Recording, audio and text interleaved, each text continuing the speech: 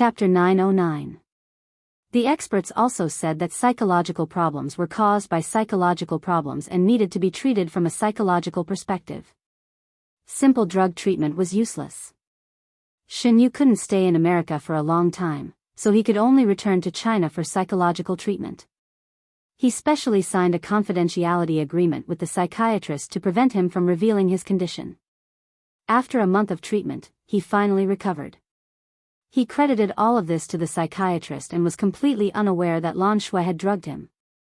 Once the effects of the drug wore off, he would naturally regain his masculinity. The Tang family had a glass greenhouse that covered an area of a few hundred square meters. Even though it was winter, the greenhouse was as warm as spring. Today, the weather was very good. Soft rays of light shone in the greenhouse and various flowers bloomed quietly under the sun. The air was filled with a strong fragrance. A tree covered with wisteria and a few rattan chairs were placed under the tree. Ji Yuqi and Tang Feng sat under the wisteria. The warm sunlight shone through the gaps and mottled light sparkled on their bodies. The quiet time pulled open the memories in the depths of their minds. Tang Feng looked at the woman opposite him. She was very beautiful and squinted her eyes slightly as if she was enjoying this beautiful afternoon. The corners of his lips curled up slightly. Yuqi, do you remember when you were 5 years old, you planted an epiphyllum in this greenhouse? Ji Yuqi recalled the past and felt a little disappointed. She laughed softly and said, I remember. At that time, I was in a daze and stayed by the epiphyllum every night, waiting for it to bloom. Yeah, I stayed up until 11 o'clock and refused to sleep. I was so sleepy that I couldn't even open my eyes, but I still held my little face and waited bitterly. Tang Feng's handsome face showed a touch of helplessness, but his tone was full of affection. You've been very stubborn since you were young, but you listened to me very well. The adults tried all kinds of methods but couldn't coax you to go back to sleep. Ji Yuqi winked playfully and interrupted him. As long as you lied to me that if I didn't sleep, my nose would grow longer, I would go upstairs with you to sleep with Gigai. So, brother Tang Feng, you always bullied me when we were young. The woman in front of him was smiling like a flower. Unconsciously, her face overlapped with the cute little girl in his memory. Tang Feng's throat tightened and his eyes became dry. He really wanted to say, Yuqi, do you know that I've decided to marry you since I was 8 years old? Life is hard to predict, but we walk further and further apart. It was me who threw you into the memories of time. In the end, he lowered his eyes to hide the tears in his eyes and said gently, Yuqi, if I could start my life over again, I wouldn't bully you anymore. It's your turn to bully me. The sun shone on his body, but there was no warmth. She only felt cold. Her lips quivered as if she wanted to say something, but in the end, she did not say anything. She pretended to smile and said, Brother Tang Feng, wait for me. When Tang Feng raised his head, he only saw her pretty back running into the depths of the greenhouse. He took a sip of the black coffee in his cup. It was very bitter, just like his mood at the moment. A bouquet of pure white lilies of the valley appeared in front of him. She had a sweet smile on her beautiful face, and her eyes were curved into beautiful crescents. Brother Tang Feng, this is for you. The meaning of the lilies of the valley is happiness. As long as you receive the lilies of the valley, you will be blessed by the god of luck. The lilies of the valley were as white as jade, fresh and elegant. They only waited for the person who cared the most. Only the person who loved them the most could hear the sound of their knocking in the wind. In order to obtain true love, they waited for their own spring to come in the lonely valley. It's very beautiful, thank you. The corners of Tang Feng's lips curved. His slender fingers took the small bouquet of lilies of the valley. He was waiting for love and a new beginning. Since she wanted him to be like this, he would follow her heart. Who asked him to bully her for so many years? It was time for him to pay her back. The trip to the Tang family was quite pleasant. Although the elders of the Tang family felt that it was a pity that Ji Yuqi could not be the daughter-in-law of the Tang family, they had all watched her grow up and sincerely wanted her to be happy. Therefore, they did not blame her. Instead, They suggested that she should be recognized as their goddaughter and treat the Tang family as her second maternal family. The Tang family and the Ji family had been friends for generations. Ji Bowen also agreed with the Tang family's suggestion. Therefore, the two families hit it off. On New Year's Day, the Tang family held a banquet and publicly announced that they would recognize Yuqi as their goddaughter. Ji Yuqi stood between Father Tang and Mother Tang and politely greeted the guests. Tang Feng held a wine glass and followed beside them. Occasionally, he would glance at Yuqi's sweet smile. However, his heart was filled with mixed feelings. Sister. Yuqi had really become his sister. Those thoughts should be completely cut off. Just like Ling Lan, he would wait for his happiness. Sister Qiqi, you look so beautiful tonight. Yi Zixu held a glass of red wine in her hand and walked slowly to Ji Yuqi. Ji Yuqi smiled. Thank you. Yi Zixu looked at her expectantly. Sister Qiqi, can I talk to you alone? Sure. Wait for me at the balcony. Ji Yuqi turned around and said something to Father and Mother Tang. Then, she walked through the crowd and found Yi Zixu waiting by the balcony. Yi Zixu leaned against the railing and looked at the bright stars in the night sky. She smiled. Sister Qiqi, look at those stars. They're so beautiful. I still remember when Mom and I first came to the Ji family and saw you for the first time. You were as dazzling as the stars. I was very envious of you. Was she reminiscing about the past? The corners of Ji Yuqi's lips curled up as she said gently, at that time, you were like a pure white rose. I also liked you very much. Yi Zixu's eyes gradually turned red and her voice was dry. I'm sorry, Sister Qiqi. I know I've done a lot of things to let you down. I really want to repent. Can you give me a chance? Okay. Yi Zixu hadn't expected her to agree so easily. She stared at her with wide eyes and saw her smile as bright as the sun. Zixu, do you believe that no matter what you do to hurt me, I'll treat you as my sister? Yi Zixu wanted to shake her head, but she felt that it was inappropriate and nodded stiffly. Ji Yuqi's smile deepened, and there was a strange look in her eyes. Since you believe me, why can't I believe you? Let's be a pair of loving sisters. She stretched out her right hand and firmly held it in front of Yi Zixu under the bright lights. Yi Zixu stared at that fair and beautiful hand as if she was looking at a poisonous snake. Her fingers trembled, and she finally reached out and slowly held it. In the misty night, the two of them looked at each other and smiled. However, perhaps only they knew what each of them was thinking. Ji Yuqi leaned against the railing, gazing into the distance at the dazzling lights in the hall. Suddenly, she heard a familiar magnetic voice. Since you hate her, why do you still want to make peace with her? Shenja walked over under the starlight. His face was handsome and his eyes were sparkling. She was the only one who was lucky enough to see the warmth in his eyes. Knowing that he had heard her conversation with Yi Zixu, she smiled and leaned towards him out of habit. She held his hand tightly and said slowly, Yi Zixu wants to make peace with me, so she must be up to something. Then I'll go along with her wishes and see what she wants to do. His slender fingers stroked her delicate earlobes. You're always right. She smiled. That's because you indulge me. You. His tone was helpless, and his eyes were full of affection. Under the dim light, the two figures overlapped each other. What an enviable couple. Tang Feng stood on the high steps and slowly drank the bitter liquid in the glass. Ever since that night, Yi Zixu had returned to her former image of a well-behaved little sister.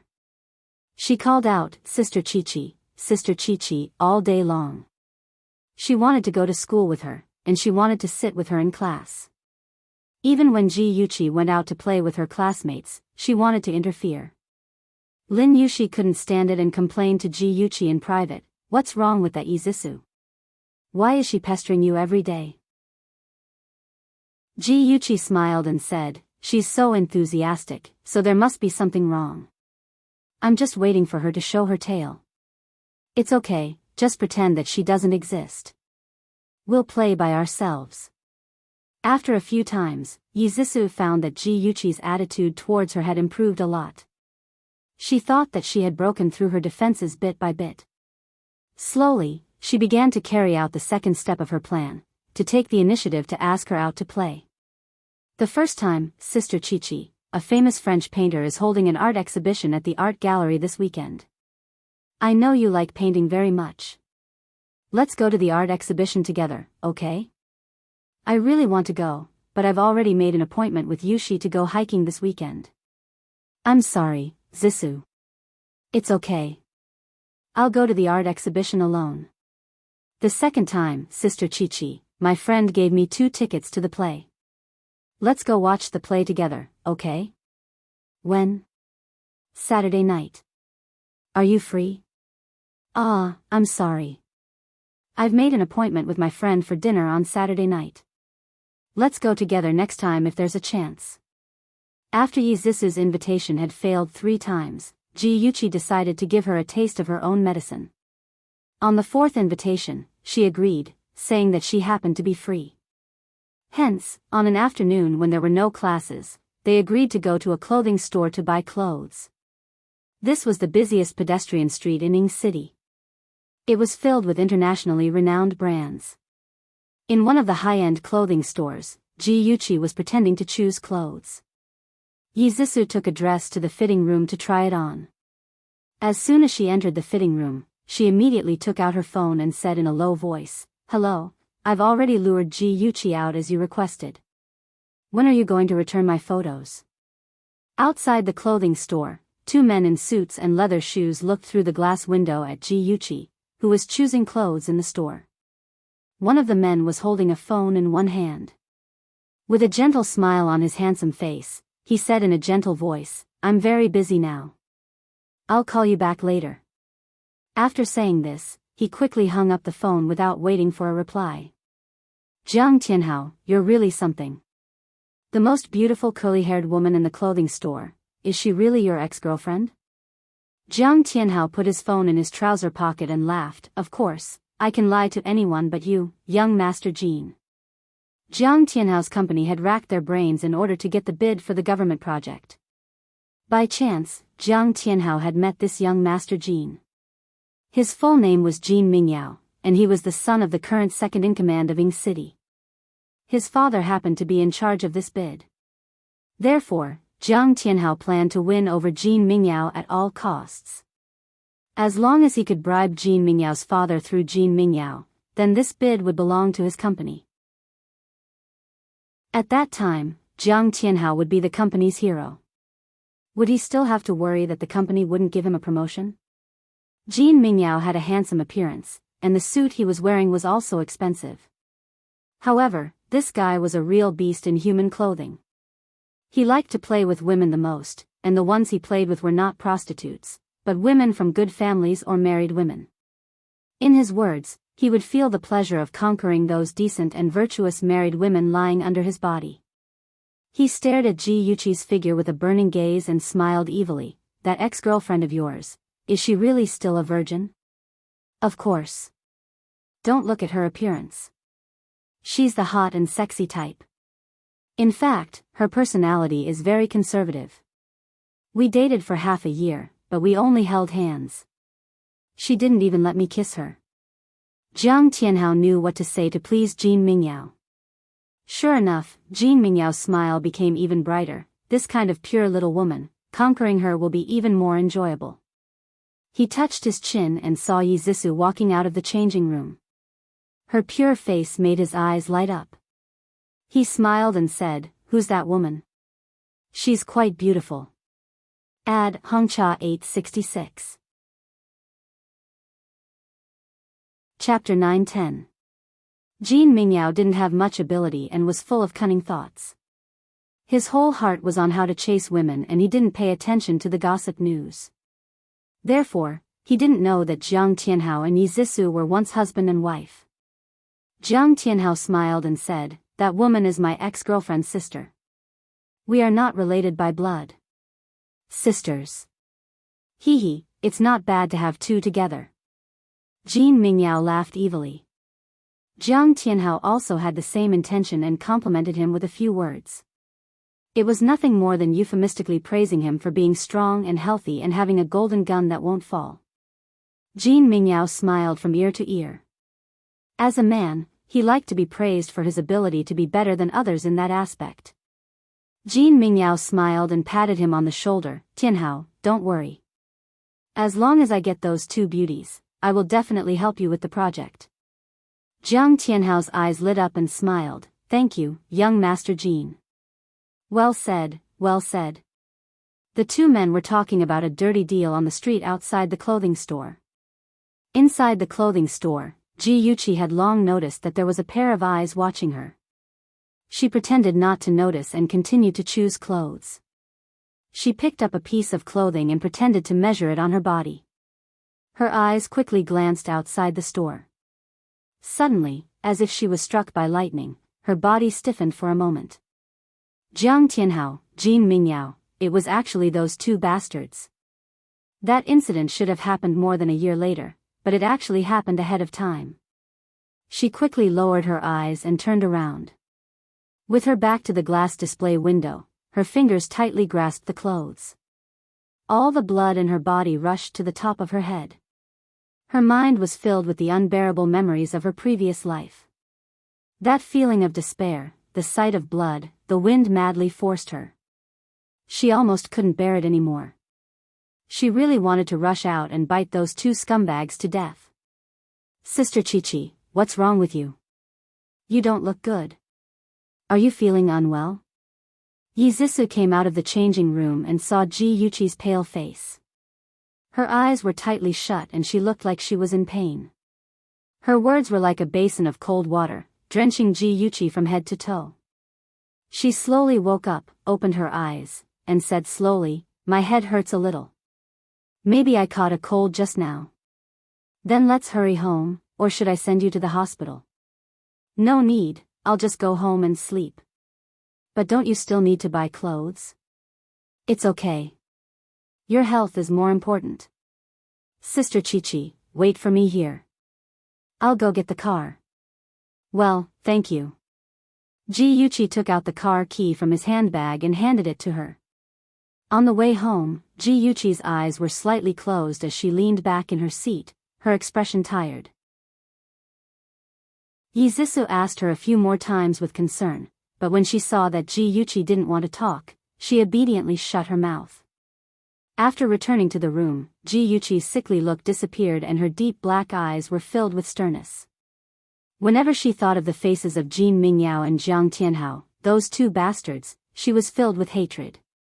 This time, if they came to provoke her again, she wouldn't let those two scumbags off.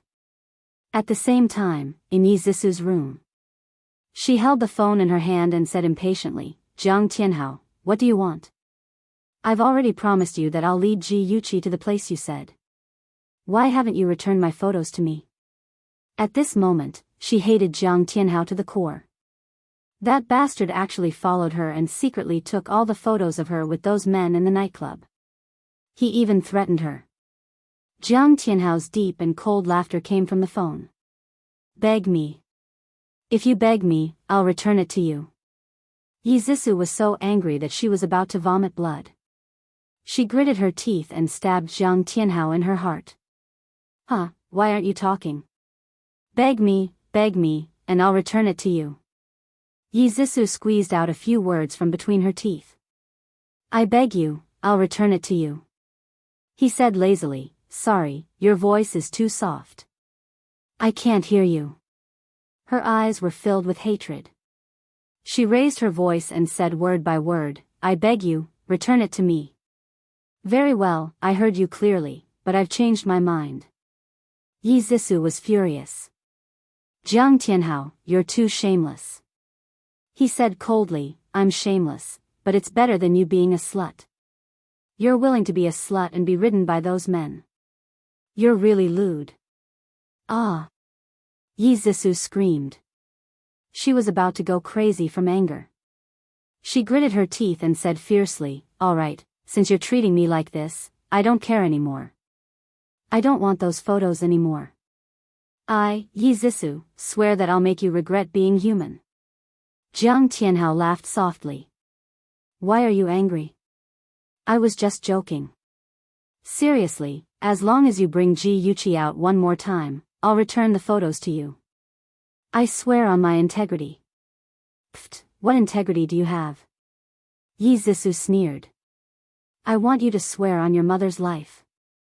All right, I swear on my mother's life. Are you satisfied now? I'll let you know the specific time. Remember, no matter what method you use, you must bring Ji Yuqi out. Otherwise, I'll let everyone in the city know that you're a lewd and lowly woman. All right. Yi Zissou's poisonous eyes stared fiercely at a certain place in the room, as if she was staring at the person on the other side of the phone. When only the beeping sound was left in her ears, she immediately threw the phone against the wall. Since that day when they went shopping together, the relationship between Yi Zissou and Ji Yuqi had made great progress. Ji Yuqi would sometimes take the initiative to invite Yi Zissou to play with her friends. Yi Zissou was naturally happy to see this result. Sister Qiqi, my high school classmate, invited me to his birthday party this Saturday night. Can you come with me? Ji Yuqi awkwardly said, That's your high school friend. You all know each other. If I go with you, won't it be too awkward? Yi Zissou quickly said, It doesn't matter. My classmate said that he was worried that it would be awkward if we didn't see each other for too long, so he asked everyone to bring a friend or family member. The more the merrier. If that's the case, then I'll think about it. If I have time, I'll go with you. Seeing her lack of interest, Yi Zissou quickly said, Sister Qiqi, I have a high school classmate who can perform magic. He will also attend the birthday party. Ji Yuqi's eyes lit up. Magic? Yes, he can casually conjure a lot of flowers and turn them into white pigeons. He's super powerful. I heard that he's very popular with girls in his university. Ji Yuqi broke into a smile. Since you've invited me, I've decided to accompany you to the birthday ball. Yi Zissou slowly breathed a sigh of relief. Fortunately, he knew that Ji Yuqi liked to watch magic shows. He finally convinced her to attend the party with him. This was the most luxurious and lively KTV in Ing City. In a huge private room, there were men and women dressed to the nines. Some of them were dancing, some were singing, and some were playing cards or games. A beautiful girl with a crystal crown on her head was surrounded by the crowd. She sat on the sofa like a beautiful princess. She was tonight's main character, Yao Jingjing. Seeing two women walk in from outside, Yao Jingjing stood up happily. Zissou, I've been waiting for you for a long time. You're finally here. Yi Zissou smiled apologetically. Jingjing, I'm sorry we're late. Let me introduce you. This is my sister, Yuqi. Sister Qiqi, this is my high school classmate, Yao Jingjing. She's tonight's princess. Ji Yuqi revealed a faint smile and held Yao Jingjing's hand. Miss Yao, happy birthday. Thank you, Sister Yuqi. You don't have to be so polite. Just call me Jingjing. Yao Jingjing's personality was very lively. She was the kind of girl who could get along well no matter the occasion. She was also very popular. It was no wonder. She was one of Jean Mingyao's longest girlfriends. How could she not have some special abilities? Yao Jingjing exchanged a few more pleasantries with Yi Zissou. Ji Yuqi stood at the side, maintaining a decent smile. However, she was sneering in her heart. These two acted as if they were very familiar with each other. In fact, this was the first time they had met. They could really act. The two of them finally ended their boring conversation. Yi Zissou turned around and held Ji Yuqi's arm. She smiled and said, Sister Qiqi, let's go over there and sit for a while. The boy who can perform magic will be here soon. Ji Yuqi nodded. Yi Zissou pulled Ji Yuqi to sit near the door. She deliberately chose this place. As for the reason, it would be revealed soon. The heavy wooden door was pushed open. A handsome young man dressed in a high-class suit appeared in front of everyone. When everyone's eyes were on him, he smiled and suddenly bent down in Ji Yuqi's direction. He stretched out his right hand like a gentleman and said in a magnetic voice with a gentle smile, "Beautiful miss, I'm very happy to meet you." Ji Yuqi was stunned on the spot. Yi Zixu quickly poked her arm. She came back to her senses and smiled. "I'm also very happy to meet you." As he spoke, he stretched out his right hand to shake the man's hand. The moment their fingers touched, his fingers suddenly moved slightly and a delicate red rose appeared in his hand. He smiled and handed the red rose to Ji Yuqi's hand. He praised, "Only this delicate red rose can match your beauty." "Thank you." Ji Yuqi held the rose tightly and lowered her eyes slightly to hide the bone-chilling hatred in her eyes. Whether it was in her previous life or this life, Jin Mingyao's method of picking up girls was the same. Even his lines were exactly the same. Yi Zixu thought that she was shy, so she moved closer to her ear and whispered, "This is the classmate I told you about, the one who can perform magic. Isn't she interesting?" Ji Yuqi nodded gently. "Yes." "Yao, why are you so late? Everyone is waiting for you." Yao Jingjing was like a butterfly that flew quickly to Jin Mingyao's side. As she spoke, her tone was intimate, but her actions were very polite. She kept a step away from Jin Mingyao as if she were an ordinary friend. Beauty Novel, Songshu 566. Chapter 9-11. If it weren't for Ji Yuqi's investigation, she wouldn't have been able to tell that they were lovers. Yao Jingjing politely introduced them to Jin Mingyao. "Yao, this is Zixu's sister, Yuqi. Sister Yuqi, this is our former class monitor. We all call him Yao." Jin Mingyao smiled like a gentleman. "Yuqi. It's a beautiful name. It suits you very well." Ji Yuqi rubbed the rose in her hand and smiled. "Thank you. You seem to be very good at performing magic." He raised his eyebrows. "If you like magic, I can perform it for you." "Okay, I love watching magic shows." Jin Mingyao raised his eyebrows and smiled.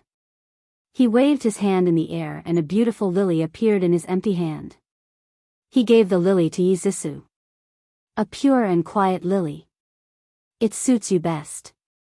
Yi Zixu smiled shyly and took the lily. Jin Mingyao's movements were very fast.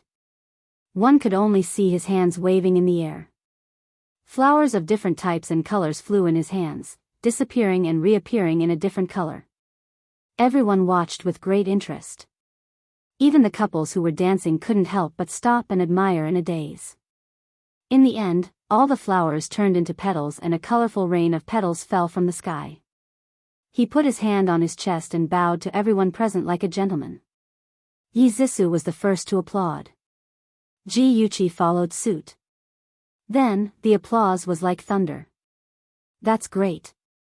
It's the first time I've seen such a wonderful performance." "Sister Qiqi, it's wonderful, isn't it?" Yi Zixu stared at Jin Mingyao with shining eyes. The corners of Ji Yuqi's lips curled up as she praised, "That's right, very good."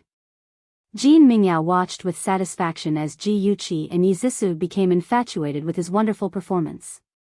He gracefully walked up to Ji Yuqi and extended his right hand in a gentlemanly manner. With a charming smile, he said, "Beautiful Miss Yuqi, may I invite you to dance?" Ji Yuqi put her hand in his palm. "It's my pleasure." Romantic music flowed slowly under the blurred lights. The men and women on the dance floor danced. Jin Mingyao put his hand on her waist. Feeling her slender waist under his palm, his heart surged. He couldn't wait to drag her onto the bed. However, now wasn't the time. As a qualified beast in human clothing, he had to capture her heart first and then dominate her. The atmosphere of the ball was very lively, and the young men and women were all having a crazy time. Regardless of whether they knew each other or not, they all raised their glasses and tried to persuade each other to drink. Ji Yuqi drank one glass of beer after another with the wild crowd. Yi Zixu knew that this ball was a trap to help Jin Mingyao capture Ji Yuqi. At first, she was vigilant and worried that she would be dragged into the water. But later, she played too much. When Yao Jingjing toasted her, she couldn't help but drink 2 glasses. Soon, Ji Yuqi was drunk. She leaned weakly on the sofa and stared at the dancing men and women on the dance floor with drunken eyes. She giggled. Yuqi, what are you laughing at? Jin Mingyao had been paying attention to her. When he found that she was drunk, he immediately sat beside her quietly. Ji Yuqi tilted her head and looked at him. Her beautiful phoenix eyes were slightly narrowed. She looked confused. Who are you? Jin Mingyao smiled helplessly. I'm your friend, Yao. She frowned and thought. After a while, she suddenly grinned. Fresh flowers, so many fresh flowers. She was so charming that Jin Mingyao couldn't help but reach out and gently caress her cheek. He whispered, that's right, fresh flowers. I can conjure more fresh flowers. Come with me. I'll conjure fresh flowers for you to see. She suddenly shook off his hand. She puffed up her cheeks and said angrily, no, I want Zissou. I want to go home. She staggered to her feet and shouted, Zissou, where are you? At this time, Yi Zissou was dancing with a handsome man. When she heard Ji Yuqi's voice, she looked over and saw Jin Mingyao pestering Ji Yuqi. She hurriedly pushed away her dance partner and rushed over. She asked with concern, Ji Yuqi Jia, are you drunk? Hee, I'm not drunk. Ji Yuqi giggled foolishly. She pointed at her nose and said, you're Zissou, Zissou. Let's go home. I want to go home, okay. Let's go home. With so many people watching, Yi Zissou obviously couldn't push her into Jin Mingyao's arms. She supported her steadily. After saying goodbye to everyone, she helped Ji Yuqi out of the private room. After Yi Zissou helped Ji Yuqi into the car, she immediately leaned against the back of the seat and fell asleep. Yi Zissou tried to call her twice, but she didn't respond. The car sped all the way and finally stopped in front of a 5-star hotel. Yi Zissou glanced at Ji Yuqi, who was sleeping soundly in the front passenger seat. Her lips curled into a cold arc. She said coldly, Ji Yuqi, don't blame me. If you want to blame someone, blame Jiang Tianhao. If he didn't force me, I wouldn't have done this. The car stopped in the parking lot for a few minutes. A man dressed in black, wearing a hat and sunglasses, quickly walked over and knocked on the window. Yi Zissou pushed open the car door and looked at the man in front of her. She said, I've already brought Ji Yuqi here. Can you return the photo to me now? Jiang Tianhao pushed the sunglasses on his nose and said in a low voice, help me get her into the hotel room. Yi Zissou frowned in displeasure, you're a man. Can't you get her up there? I'm a man. I'm too eye-catching. Help me. Besides, the photo isn't on me. I put it in the hotel room. Yi Zissou had no choice but to help him get Ji Yuqi into the hotel room. After putting her on the bed, she turned around and said impatiently, can you give me the photo now? Jiang Tianhao chuckled, I put it in the drawer by the bed. Wait for me, I'll get it for you. He squatted down, took out a stack of photos from the drawer and handed them to Yi Zissou. These are all the photos. Yi Zissou was not in a hurry to take it, and asked with a dark face, there's also the memory card. Jiang Tianhao shook his head, TSK, don't tell me you still don't believe me? I've already destroyed the memory card, and all that's left are these photos. Yi Zissou sneered, I used to believe you, but you personally shattered my trust in you. Let me tell you, Jiang Tianhao, I'm not afraid of you hiding the photos. I've already recorded our entire conversation, and if you dare to go back on your word, I'll tell Ji Yuqi that you're the one who harmed her. Just wait for her and Shenja's revenge. Oh right, and Ji Bowen, he treasures his daughter so much, he definitely won't let you off either. Alright, I'll remember it all. I'm not a fool, I won't take such a risk. These are really all the photos. Take them. Yi Zissou looked at him again, then took the photos. She stuffed the photos into her handbag, and just as she was about to turn around and leave, she felt a pain at the back of her head. Her vision went black, and she fell to the ground, unconscious. Jiang Tianhao stood beside her, kicked her leg, and sneered, "Don't you like men? Tonight, I'll give you one." After confirming that she was unconscious, Jiang Tianhao picked her up from the ground and placed her on the bed. He looked at Ji Yuqi and Yi Zisu lying side by side, one delicate and beautiful, the other elegant. So what if he was powerful? It was still Gi Gai lying here. He raised his eyebrows proudly and muttered, "A pair of beautiful sisters. Jin Mingyao, that bastard, he really took advantage of me." His gaze fell on Ji Yuqi's face again.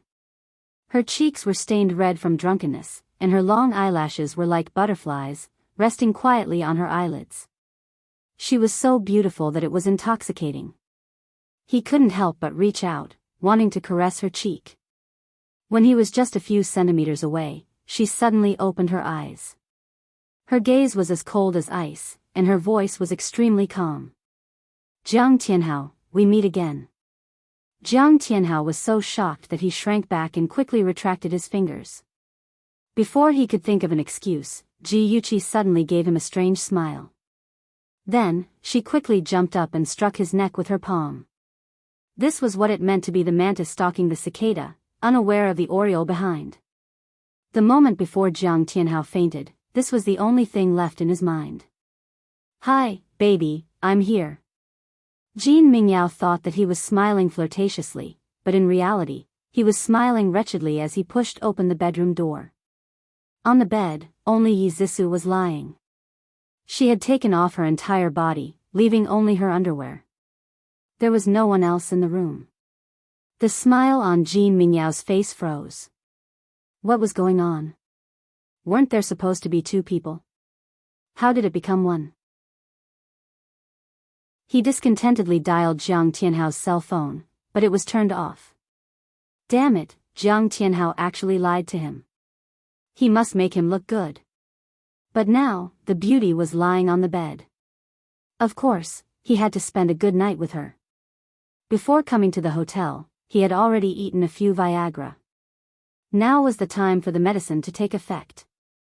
He immediately pounced on Yi Zisu like a hungry wolf pouncing on its prey. Yi Zisu was in a daze. She felt that someone was violating her, so she struggled with all her might. She liked to spend a good night with a man, but she didn't like to be forced. However, her struggle was suppressed by the man. She was so anxious that she cried out, but the man became more and more aggressive, forcefully entering her. She screamed loudly in pain. Under the influence of the medicine, Jin Mingyao tirelessly tortured Yi Zisu. Just as the two of them were endlessly passionate, a man actually climbed up from the bottom of the boat. The man's cheeks were red, his eyes were bloodshot, and his whole body was uncomfortably hot. He was about to explode from the heat. He quickly took off his clothes and threw himself on Jin Mingyao's back in a daze. Ah! A painful roar instantly echoed in the room, mixed with a sound that seemed to be both happy and painful. "Jiang Tianhao, you bastard, get off of me." Jin Mingyao was in so much pain that he was about to die. He was a man, but he was actually being done by Jiang Tianhao, who was also a man. This kind of humiliation, this kind of pain, almost drove him crazy. Attention, Hongcha 866. Chapter 9:12. Jiang Tianhao's mind was filled with nothing but lust. He could not listen to anything and just repeated his actions mechanically. The two people who were pinned down by him were almost suffocating. Yi Zisu looked at the ceiling with tears in her eyes. She was on the verge of a breakdown. Her hands groped around, trying to find something to drive Jin Mingyao and Jiang Tianhao away. Finally, she found a fruit knife on the bedside table. She said, "Ihan, take me away." She raised the knife and stabbed it into the back of the man on top of her. 1 stab, 2 stab, 3 stab. Fresh blood dyed her cheeks and eyes red. She laughed madly, and her laughter was terrifying in the midst of the lewd atmosphere. 3 badly mutilated bodies were lying haphazardly on the messy bed. Blood soaked the white sheets, and the air was filled with the thick smell of blood. Yi Zisu pushed Jin Mingyao's body away and got up with lifeless eyes. She was still holding the knife in her hand. She slowly got off the bed and walked step by step out of the room filled with the smell of death. A minute later, the hotel's cleaning staff covered her mouth and screamed in horror. She saw a naked woman covered in blood. She was holding a bloody fruit knife in her hand. Her hair was disheveled as she walked down the corridor. Every step she took, she left a bloody footprint on the corridor carpet. Ah! Help! Someone's killing me. The staff threw down the cart and ran away in panic. Her terrified screams echoed throughout the hotel. The hotel lobby manager quickly called the police and brought 2 security guards to track Yizisu down. Unexpectedly, they finally found her on the rooftop. She was like a walking corpse, without any thoughts or emotions. No matter what others said, she didn't react at all. Her unfocused eyes stared blankly in front of her as she walked step by step towards the guardrail. She was like a puppet being led by a string. She slowly climbed up the high railing. As long as her body leaned forward, she would be crushed to pieces. "Miss, that's too dangerous. Please don't get agitated." The police rushed over and surrounded the hotel building. A few members of the team quickly climbed up to the roof and stood about 7 or 8 meters away from Yizisu, trying to persuade her to come down from the railing. Yizisu felt goosebumps all over her body. It was also at this moment that her dazed mind suddenly woke up. She shivered. She saw tall buildings and a bottomless abyss. Her nose smelled the thick smell of blood. She suddenly screamed in horror and threw away the dagger in her hand. Her other hand firmly grabbed the railing. She didn't want to die, she couldn't die. The policeman noticed the change in her mood and gently advised her, "You're still young, and you still have a long way to go. No matter what happens, you can always start over. Think about your family, they're all worried about you." Yes, she was still young. She still had a long way to go. She didn't want to ruin her life because of 2 scumbags. Her uncle was going to be a high-ranking official in Ing City. Even if she had to kill those scumbags, he would still save her. The cold wind continued to blow, and she was shivering from the cold. Suddenly, she burst into tears. Her cries were hysterical, and it was so desperate that it made people's expressions change. The police captain hurriedly gave a look, and a policewoman quietly went forward. She hugged her waist and carried her down from the railing. Then, a member of the team brought a blanket and wrapped Yizisu's body. Then, a pair of handcuffs were placed on her wrists. The policewoman who saved her held her arm and said, "Miss, you're suspected of murder. Please come with us." In this murder case, one victim was dead and the other was injured. The deceased was Jin Mingyao. His father, Jin Yahue, was the second in command of Ing City. The seriously injured person was Jiang Tianhao. He was the ex-husband of the murderer. The murderer was the second miss of the G group. She also had an uncle who was a high-ranking official in Hansheng. Just based on the identities of these 3 people, this case was very eye-catching. It caused a huge reaction in society. Jin Yahue had a son at an old age. He only had one son, and that was why he spoiled him so much. In the past, he didn't care about his son's private life.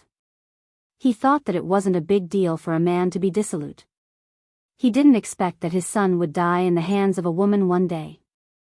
If he had known that this day would come, he would have restrained his son. But it was too late for regrets now. Jin Yahue seemed to have aged more than 10 years overnight. When he faced the media, he only said one sentence, "A life for a life. I hope that the murderer will be punished by the law." This sentence showed that he wanted to punish Yizisu severely. It also showed that he wanted to go against Lu Jianfeng. One was the second in command of Ing City, while the other was the future leader of Ing City. If the 2 of them were to fight, who would win and who would lose? Ing City's media received instructions from the higher-ups to hide part of the truth of the murder case. They announced to the public that Jin Mingyao and Yizisu were a couple. Unexpectedly, Yizisu betrayed Jin Mingyao and had an affair with her ex-husband. Jin Mingyao was flustered and exasperated. He went to the hotel to catch them in the act. Yizisu flew into a rage out of humiliation. She picked up a fruit knife and killed Jin Mingyao. She even injured Jiang Tianhao by accident. According to them, Yi Zhisu was guilty of intentional murder. What a load of nonsense. When Chen Tingfang saw this false news, she slammed the newspaper on the table. She lifted her head to look at the man sitting opposite her and said angrily, "Cousin, the media is spouting nonsense. Yesterday, I went to the detention center to visit Zhisu.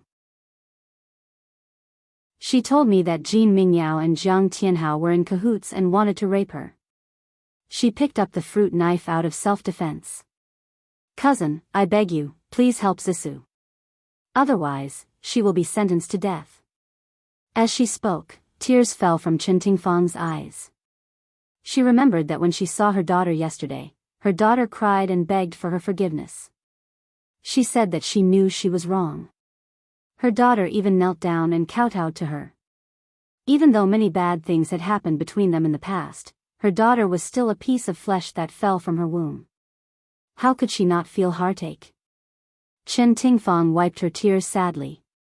She was sad about her daughter's situation. Lu Jianfeng sighed. "I watched Zhisu grow up. How could I bear to see her suffer? But Tingfang, you know that I haven't received my transfer order yet. If something goes wrong, this promotion will be ruined. Forget about saving Zhisu, I won't even be able to protect myself. So, I can't openly go against Jin Yahue. I have to find evidence of Jin Mingyao's rape." Chen Tingfang's heart was anxious and in pain. Suddenly, something flashed through her mind. She shouted, "Jiang Tianhao. Yes, as long as Jiang Tianhao wakes up, we can prove that Zhisu was over-defensive." There was a big difference between over-defensive death and intentional murder when it came to sentencing. First of all, they had to save Yi Zhisu's life. Lu Jianfeng frowned. "You're right. Jiang Tianhao is a strong witness. The problem is that Jiang Tianhao is Jin Mingyao's accomplice. He has a grudge against Yi Zhisu. He's very likely to stand on Jin Yahue's side and testify against Zhisu for intentional murder." Chen Tingfang said, "We can't care about that now. First, we have to save Jiang Tianhao. If he doesn't wake up, we won't have any hope left." Jiang Tianhao had been stabbed 3 times by Yi Zhisu. One was in the lung, and the other 2 were in the waist. His lungs had severely shrunk, and he was still unconscious. The police had transferred him to the intensive care unit of the People's Hospital. Outside the ward, there were 2 policemen standing guard, worried that an accident might happen. Lu Jianfeng thought for a moment and said, "I know a few people in the police force. I'll contact them first and ask them to check the hotel carefully to see if there are any clues that we missed. Cousin, I'll leave the police to you. Cousin, I want to go to the hospital to check on Jiang Tianhao's condition." Even if Jiang Tianhao hadn't woken up yet, it was good to build a good relationship with his mother first. "Okay, go ahead. Be careful on the road. If anything happens, contact me immediately." After Chen Tingfang left, Lu Jianfeng dialed a number. "Xiao Wang, how are you?" "I'm old Lu." "Oh, it's brother Lu. Long time no see. How have you been?" "Little Wang, I'm calling you today to talk about this. I have a niece who got into some trouble." Lu Jianfeng briefly explained the situation and made a request. He hoped to get Jin Mingyao's autopsy report. He also hoped that Xiao Wang could send a few team members to ask the hotel staff to see if they could find any new clues. On the other side of the phone, Captain Wang was silent for a moment and said, "Brother Lu, this matter is not easy to handle. The higher-ups are guarding it to the death. They don't allow the police to reveal any information about this case. Even I can't get all the case information because of insufficient authority." Lu Jianfeng's face sank. It seems that Jin Yahue has put pressure on the police station. If the other party destroyed the evidence of Jin Mingyao forcing Zhisu and fabricated false evidence to prove that Zhisu had a relationship with Jiang Tianhao, then things will be troublesome. Zhisu will most likely be sentenced to death. "Brother Lu, I'm sorry. It's not that I don't want to help you. It's just that my ability is limited." Lu Jianfeng forced a smile. It's okay, Xiao Wang. If you have any information, please let me know. Okay, no problem. If I know anything, I'll definitely let Brother Lu know. Lu Jianfeng contacted a few acquaintances. Everyone said that they couldn't do anything. He pinched his eyebrows. He couldn't believe that he couldn't win against Jin Yahui. If he was transferred to Ying City in the future, wouldn't he be suppressed by Jin Yahui? On one hand, it was Zisu's life. On the other hand, it was his own dignity. He was really unwilling to admit defeat. He paced back and forth in the living room, frowning. Finally, his gloomy eyes turned to a certain point. He suddenly had an idea. He decided to take a risk and catch them off guard. Welfare, Songshu 566. Chapter 9:13. Chen Tingfang bought a lot of fruits and supplements. She asked the chauffeur to take them to the hospital to visit Jiang Tianhao. As soon as she stepped into the ward, Yu Xiu rushed up and shouted at her, "What are you doing here? Get out of here. Big sister Yu, I'm here to see Tianhao." "How is he doing?" Chen Tingfang lowered her stance and asked politely. "Who's your big sister?" Get lost, get lost. My son and I don't want to see you. There's no good in your Ji family. The old one killed my husband and the young one came to harm my son." Yu Xiu roared angrily. Her hands were not idle as she pushed Chen Tingfang hard. Chen Tingfang staggered back and almost fell. Chen Tingfang steadied herself with the help of the chauffeur. She took a deep breath and forced a smile. "Big sister Yu, listen to me. The most important thing now is to wake Tianhao up. It's useless to throw a tantrum now. Let's sit down and have a good talk." When Yu Xiu thought about how her son was still unconscious, her tears fell uncontrollably. She hated Yi Zhisu to the core and her scarlet eyes stared fiercely at Chen Tingfang as she cursed, "You little slut raised by a whore, why should I have a good talk with you when you've caused my son to be in such a miserable state? Get out of here right now. I don't want to see you for even a second." Yu Xiu pushed Chen Tingfang out of the ward as she cursed. She threw all the supplements she bought at her and shouted, "Get out. Get out of here." Many people heard the commotion and ran to the corridor to watch the show. Chen Tingfang was embarrassed to be stared at like a monkey in a circus show. Yu Xiu did not let her go. She pointed at Chen Tingfang's nose and said to the people around her, "Everyone, look. This is the mother of the murderer, Yi Zhisu. Her good daughter not only fooled around with another man, abandoned my son, and even wanted to kill him. Chen Tingfang, do you think you can bribe my son with these supplements? Let me tell you, although we're poor, we have integrity. We won't be bribed by you." The onlookers pointed at Chen Tingfang and whispered among themselves. Some of them even talked about Chen Tingfang's past scandals. Yu Xiu received the support of the crowd and scolded even more vigorously. Even the ancestors of the Chen family and Ji family were scolded by her. The police officer in charge went out for lunch. When he came back, he found Yu Xiu cursing at the door of the ward. He scolded her, "What's going on? Is it appropriate for you to curse in the hospital?" Yu Xiu's face was covered in tears and snot. She grabbed the arm of the police officer and complained, "Officer, you have to help me. My son is now unconscious, and this woman came to find trouble with us." Chen Tingfang saw Yu Xiu's ability to throw a tantrum. She had a headache and quickly explained, "Officer, listen to me. I'm not here to make trouble. I want to visit Jiang Tianhao and express my apologies to Madame Yu Xiu." The police officer waved his hand impatiently and shook off Yu Xiu. He said, "Jiang Tianhao is an important witness in the case. We received instructions from our superiors that no one is allowed to visit him except his mother. Madam Chen, please don't come again. Don't make things difficult for us." Chen Tingfang smiled apologetically. "Okay, I understand. Sorry to trouble you, officer." The surrounding crowd started to whisper again. Chen Tingfang's face was about to burn. She quickly instructed the driver to pick up the gifts scattered on the ground and left dejectedly.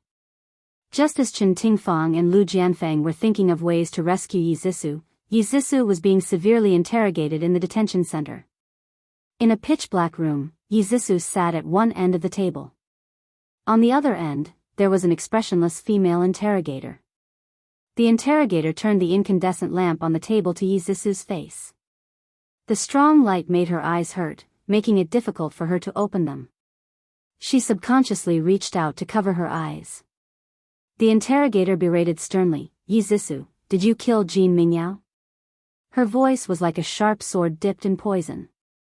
Yi Zisu's body trembled. She nervously clenched her fingers and said softly, "Yes, but he was the one who raped me. I was only stabbing him out of self-defense." The interrogator slammed her palm on the table and said sternly, "What evidence do you have to prove that he raped you?" "According to the forensic analysis, the semen in your body belongs to Jiang Tianhao, and Jin Mingyao didn't have sexual relations with you before he died." Yi Zisu said emotionally, "No, that's impossible. There's a problem with the forensic analysis. Jiang Tianhao didn't touch me at all. The person Jiang Tianhao raped was Jin Mingyao, and the person Jin Mingyao hurt was me." The interrogator said coldly, "This is slander. You don't have any evidence to prove what you're saying. I advise you to quickly confess the truth and tell us how you committed the crime." Yi Zisu had been interrogated continuously for 24 hours, and the interrogators had changed several times. Since she was arrested, she hadn't closed her eyes or taken a sip of water. Now, she could barely open her eyes and her throat was almost smoking. She was about to break down. She shouted hoarsely, "I've already said it many times. Jin Mingyao raped me. I killed him out of self-defense. No matter how many times you interrogate me, my answer will be the same." "Is that so?" The interrogator suddenly sneered.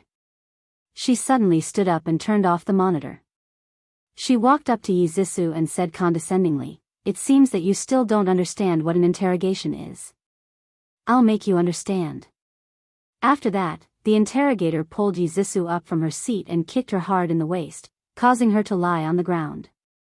Yi Zisu felt that her bones were about to break. She screamed in pain. The interrogator squatted in front of her and pinched her chin with her fingers, forcing her to look up. She said coldly, "If you don't want to suffer, then tell the truth.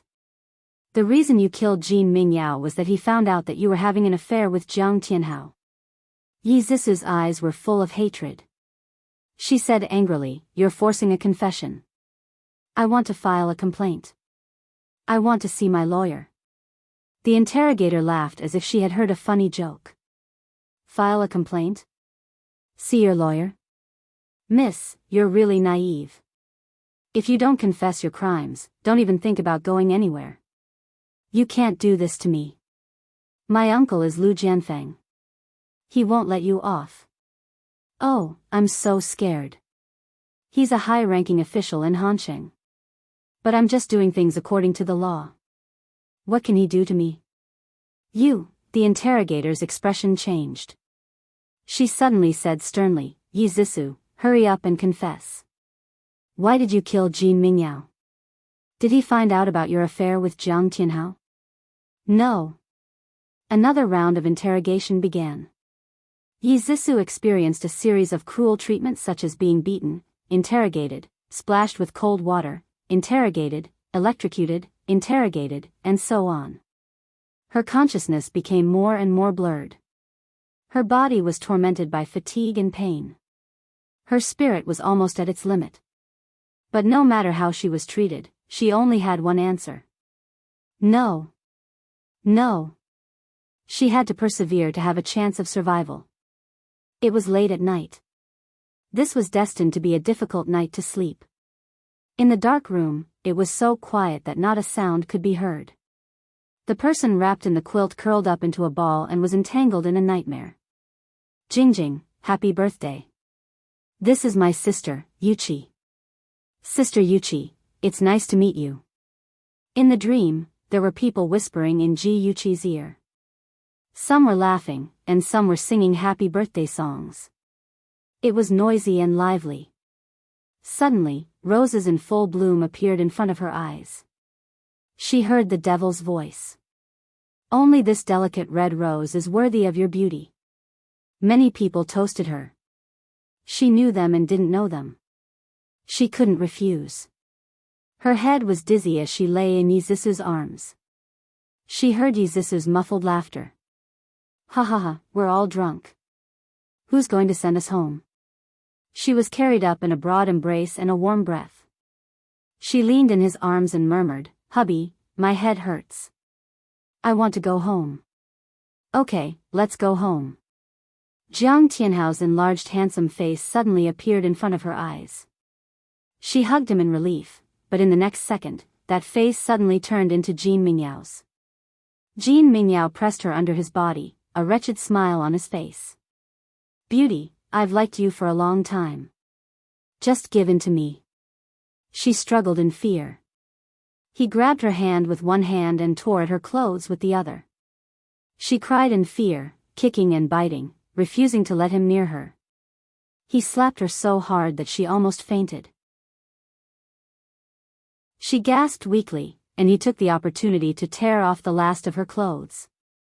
She gritted her teeth and used all her strength to kick him away. She threw herself onto the floor in a panic, trying to escape from his evil clutches. She ran for her life, but when she ran into the living room, he hugged her waist from behind and dragged her onto the carpet. He used all his strength to pry her legs apart. She fumbled around unwillingly and finally found a fruit knife on the coffee table. She raised the knife and ruthlessly stabbed it into his chest. Fresh blood spurted out from the wound like warm rain, staining her entire body. She covered her face in fear and cried out loud. She had killed someone. She hid in a corner in fear, trembling. She didn't know what to do. She didn't dare to call Jiang Tianhao because she didn't want to cause trouble for him. She didn't know how long she had been crying. Just when she was so afraid and desperate that she didn't know what to do, her phone rang. She hugged the phone and wailed. Shenja's anxious voice came from the phone. "Yuqi, what happened? Where are you?"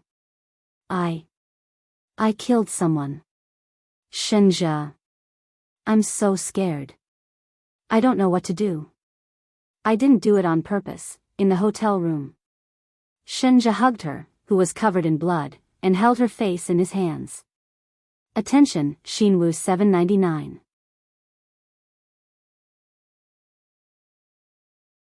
Chapter 9:14. His dull eyes gazed at her face as he said gently, "Chi-Chi, don't be afraid. I'm here." In the prison visitation room. Shenja's hands were cuffed. He had a gentle smile on his face as he said, "Chi-Chi, don't be afraid. I was the one who killed her. Don't feel guilty. Don't feel burdened. Live happily, my Chi-Chi." Through the glass window, he said, "Chi-Chi, if you don't love Jiang Tianhao anymore, can you love me?" She bawled and turned herself in at the police station. No one believed her because Shenja had already created perfect evidence to prove that he was the real murderer. He was sentenced to 10 years in prison for manslaughter. The CEO of the Shen Group was reduced to a prisoner because of her. And she was still living in the beautiful dream that Jiang Tianhao had woven for her. When she woke up from the dream, Ji Yuqi's face was already covered in tears. She bit the back of her hand and cried bitterly. This nightmare was a replay of what had happened to her in her previous life. It dug out the most painful wound in her heart and showed it to her. She had hurt Shenja once again. The thing that she could not forgive herself for the most was that she had failed to stop Shenja from taking the blame for her. Suddenly, she really wanted to see him. She did not care about anything else and ran downstairs as fast as she could. In the middle of the night, she drove to his villa. When Shenja was awakened by the knocking on the door, he could not believe his eyes. Was this extremely pathetic little woman in front of him his Chi-Chi? Her curly hair was messy and draped over her shoulders. Her face was covered in tears and she was wearing thin pajamas. She had a furry slipper on her right foot and the other foot was bare. When she saw him, her eyes immediately filled with tears. Big drops of tears fell down her face as she suddenly threw herself into his arms. He quickly hugged her tightly, lifted her up from the ground, and put her on the bed. He crawled under the blanket and held her in his arms. His hands rubbed against her arms to warm her up. When her body slowly warmed up and stopped trembling, he kissed her eyes and said gently, "Chi-Chi, what happened?" Before seeing him, she had a lot of things she wanted to say to him, but when she was in his arms, she didn't know where to start. Hearing his strong heartbeat and smelling his familiar scent, her nose turned sour and her tears fell uncontrollably. She wrapped her hands around his neck and kissed his lips. Bitter tears spread between their lips and tongues. He lovingly kissed away the tears on her face and whispered, "Chi-Chi, no matter what happens, I will always be by your side, so don't be afraid." Her eyes were filled with tears, and her heart was filled with warmth. After a long time, she leaned into his embrace and said softly, "Aja, do you believe in reincarnation?" Shenja rubbed his chin against her hair and said gently, "If reincarnation really exists, I will definitely follow you forever. No matter where you go, I will find you."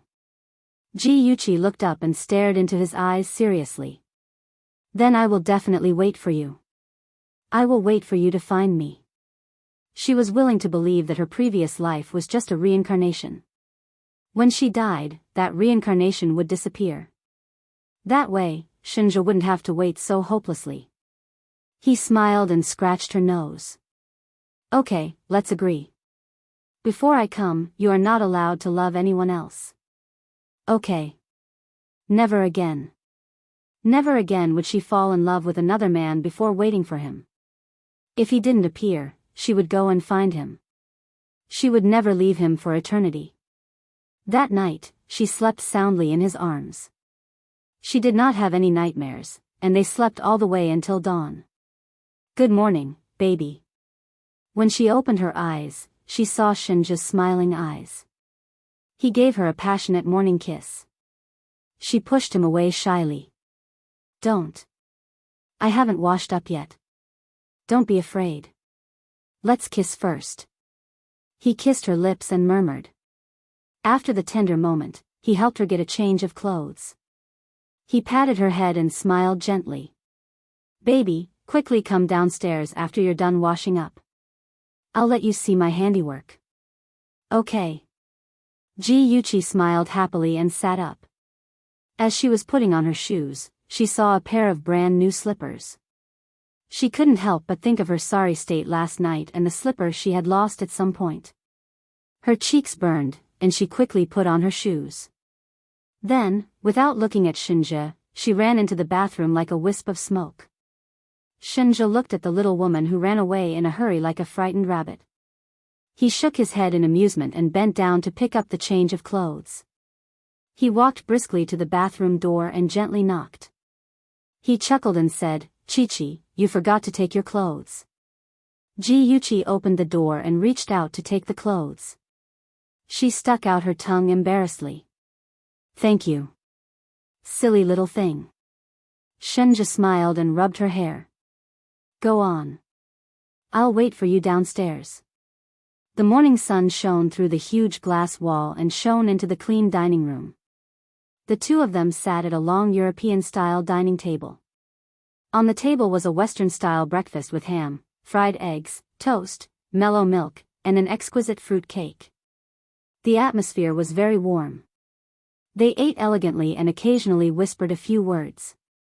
Both of them had a warm smile on their faces. They were like an old couple who had been together for many years and were full of tacit understanding. After the beautiful breakfast time, Ji Yuchi took advantage of the warm atmosphere to confess to Shenja what she had done. After hearing her words, Shenja's handsome face turned as red as the bottom of a pot. He gritted his teeth and said, "You knew that Jiang Tianhao and Yi Zixu were trying to harm you, but you still went with Yi Zixu to the birthday party?" Shi Gigai nodded. "Yes." He glared at her and said fiercely, "What did you promise me? You won't put yourself in danger again. Did you even take my words to heart?" She tugged at his sleeve pitifully. "Aja, don't be angry. I'll be fine. I already knew about their tricks, so I beat them at their own game. Otherwise, I wouldn't have put myself at risk. Besides, Qing Sang has been secretly protecting me. No one can hurt me.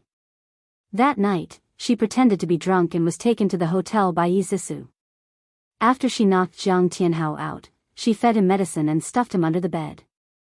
Then, she put the fruit knife on the bedside table and asked Qingsang to help install the surveillance cameras and design all the links. This led to the tragedy of Broken Chrysanthemum, full of wounds, and led Izisu to the path of crime. Shenja pinched her cheek fiercely and said through gritted teeth, "One day, I'll be angered to death by you.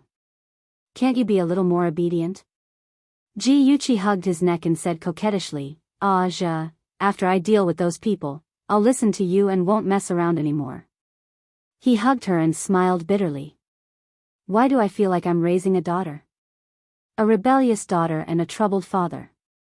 Chi-Chi, your father must be having a hard time." He didn't dare to imagine what would happen if her plan went wrong and those bastards hurt her. He really couldn't let his guard down for a moment. He had to watch over her all the time in the future. "Ah, ja, I love you." Ji Yuqi held his cheeks and said sweet words shamelessly to divert his attention. Her beautiful eyes looked at him expectantly. Her beautiful cheeks were tinged with a faint blush. She was acting coquettishly. Even if his heart was made of stone, it had already melted. However, he still hardened his heart and said, "It's useless to say that I love you. I'm still angry." "Ah, ja, I love you." She climbed on top of him and kissed his cold lips with a pout. Seeing that his face was still dark, she continued to kiss him. Every time she kissed him, she would say, "I love you," and she would say it in a different language. English, Japanese, Korean, Italian. In order to please young Master Shen, Ji Yuqi racked her brains and said all the languages she knew. In the end, Shenja finally lost to her. He kissed her fiercely and planted strawberries all over her neck. With a dark face, he said, "Do you still dare to do it in the future?" She grabbed the clothes in front of his chest and blinked pitifully. "I don't dare anymore." Shenja ruffled her hair hard and finally let her go. Although Shenja said that he was angry, he was already thinking about how to deal with the aftermath. The two of them analyzed the situation and felt that even if Jiang Tianhao woke up, he would not implicate Yuqi in order to protect himself. Otherwise, he would have an additional charge of seduction and rape. Therefore, in order to clear his name, he would most likely stand on Jin Yahue's side and admit that he had an affair with Izisu. He would also testify that Izisu had deliberately killed Jin Mingyao. Izisu had Lu Jianfeng's support. In the end, a simple murder case would turn into a power struggle between Lu Jianfeng and Jin Yahue. What they needed to do now was to intensify the conflict between Lu Jianfeng and Jin Yahue. They needed to make them fight and both sides suffer. Ji Yuqi took out a USB flash drive from her handbag and handed it to Shenja. "This is the surveillance video of Izisu killing Jin Mingyao. Ahem, the content is heavy, please be careful." Shenja glanced at her and inserted the USB flash drive into the computer expressionlessly. Not long after, the room was filled with moans. After a while, Jiang Tianhao suddenly got up from under the bed and threw himself on Jin Mingyao's body to do some thrusting. Shenja turned to look at Ji Yuqi. Ji Yuqi quickly covered her eyes with both hands to show that she did not see anything. He turned his head again and watched the video expressionlessly. He completely regarded it as a violent and erotic horror movie. After watching it, he said in a calm voice, "Don't do this kind of thing in the future. Be careful not to get a needle eye." Ji Yuqi quickly raised her hand. I pressed the fast-forward button.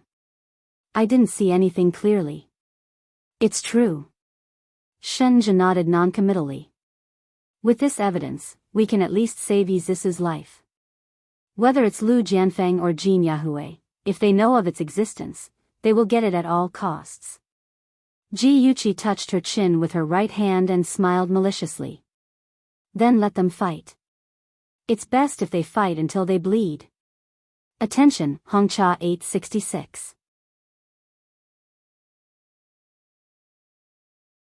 Chapter 9:15.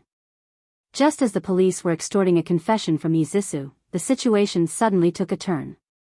Someone anonymously called the TV station and said that he lived in the building opposite the hotel and saw the incident with his binoculars. Yi Zhisu was actually knocked out by Jiang Tianhao and then raped by Jin Mingyao. After that, Jiang Tianhao raped Jin Mingyao.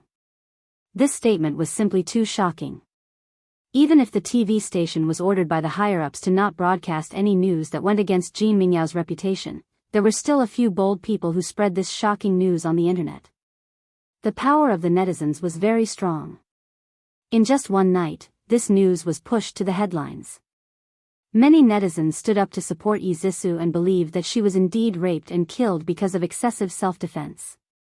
There were also people who revealed that Jin Mingyao was a womanizer and had improper relationships with many women. They even said that he had once raped an underage prostitute. There were even people who questioned why the mainstream media did not objectively report the murder case and instead stood on Jin Mingyao's side. That person sharply pointed out that there was only one answer, and that was Jin Mingyao's father, Jin Yahue, who was manipulating things behind the scenes. Jin Yahue abused his power for personal gain and was unworthy of the title, public servant. As the matter blew up, Jin Yahue was pushed into the limelight. On the other hand, Yi Zhisu's backer, Lu Jianfeng, remained silent and almost made people forget about his existence. Chen Tingfang looked at the heated discussion on the internet and said uneasily, "Cousin, is this really going to work?" The mainstream media still did not speak up for Zhisu. Will Jin Yahue continue to suppress news that is unfavorable to Jin Mingyao? Lu Jianfeng said in a deep voice, "Of course, this is not enough. Next, I will take out evidence of Jin Yahue abusing his power for personal gain and bending the law for personal gain. I will let the higher-ups notice him and investigate his background. Let's see how long he can be arrogant." Having been in the officialdom for many years, Lu Jianfeng naturally had some connections. He went around collecting evidence of Jin Yahue's crimes, wanting to pull him down. This way, Jin Yahue would no longer be able to interfere with Zhisu's case.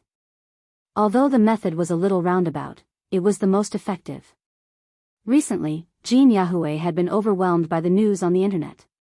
He guessed that someone was adding fuel to the fire behind the scenes, trying to oust him from his position. However, he couldn't back down. If he backed down, his dead son would have to bear the infamy. He had to make Yi Zhisu pay for his son's life. He asked his subordinates to contact all the major websites and asked them to quickly delete those unfavorable comments about him. He also called his former leaders to explain the whole story and said that he was absolutely innocent to gain their support. Just as he was getting tired of dealing with them, he received a mysterious email. The content of the email was very brief. "I'm an eyewitness. I know the whole truth." Jin Yahue's expression changed and he immediately replied, "Why should I believe you?" About 10 minutes later, the other party sent an email with no content, only a video. He clicked on the video. The playback wasn't smooth, and it was very choppy. However, he could clearly see that it was indeed his son raping Yi Zhisu. Halfway through the video, a man suddenly popped out from under the bed. At this moment, he suddenly heard a click, and the video turned pitch black. No matter what he did, he couldn't continue playing the video. What happened after that? Jin Yahue's mind was full of questions.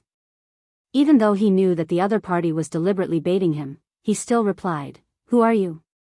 What's your motive?" This time, the other party replied very quickly, "It's very simple. I want you to let Yi Zhisu off." Jin Yahue frowned and his mind raced. If the other party wanted to let Yi Zhisu off, then he must be someone who knew Yi Zhisu.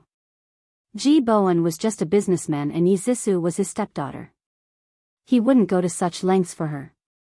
Could it be Yi Zhisu's uncle, Lu Jianfeng? Jin Yahue connected the dots and thought about it seriously. Suddenly, everything became clear. According to the gossip from his colleagues, Lu Jianfeng was about to be sent to Ying City. That meant that he had a reason to target him. Firstly, he wanted to save Yi Zhisu. Secondly, he wanted to pave the way for him to come to Ying City and get rid of him. He gritted his teeth and replied, "Are you the one who targeted me on the internet?"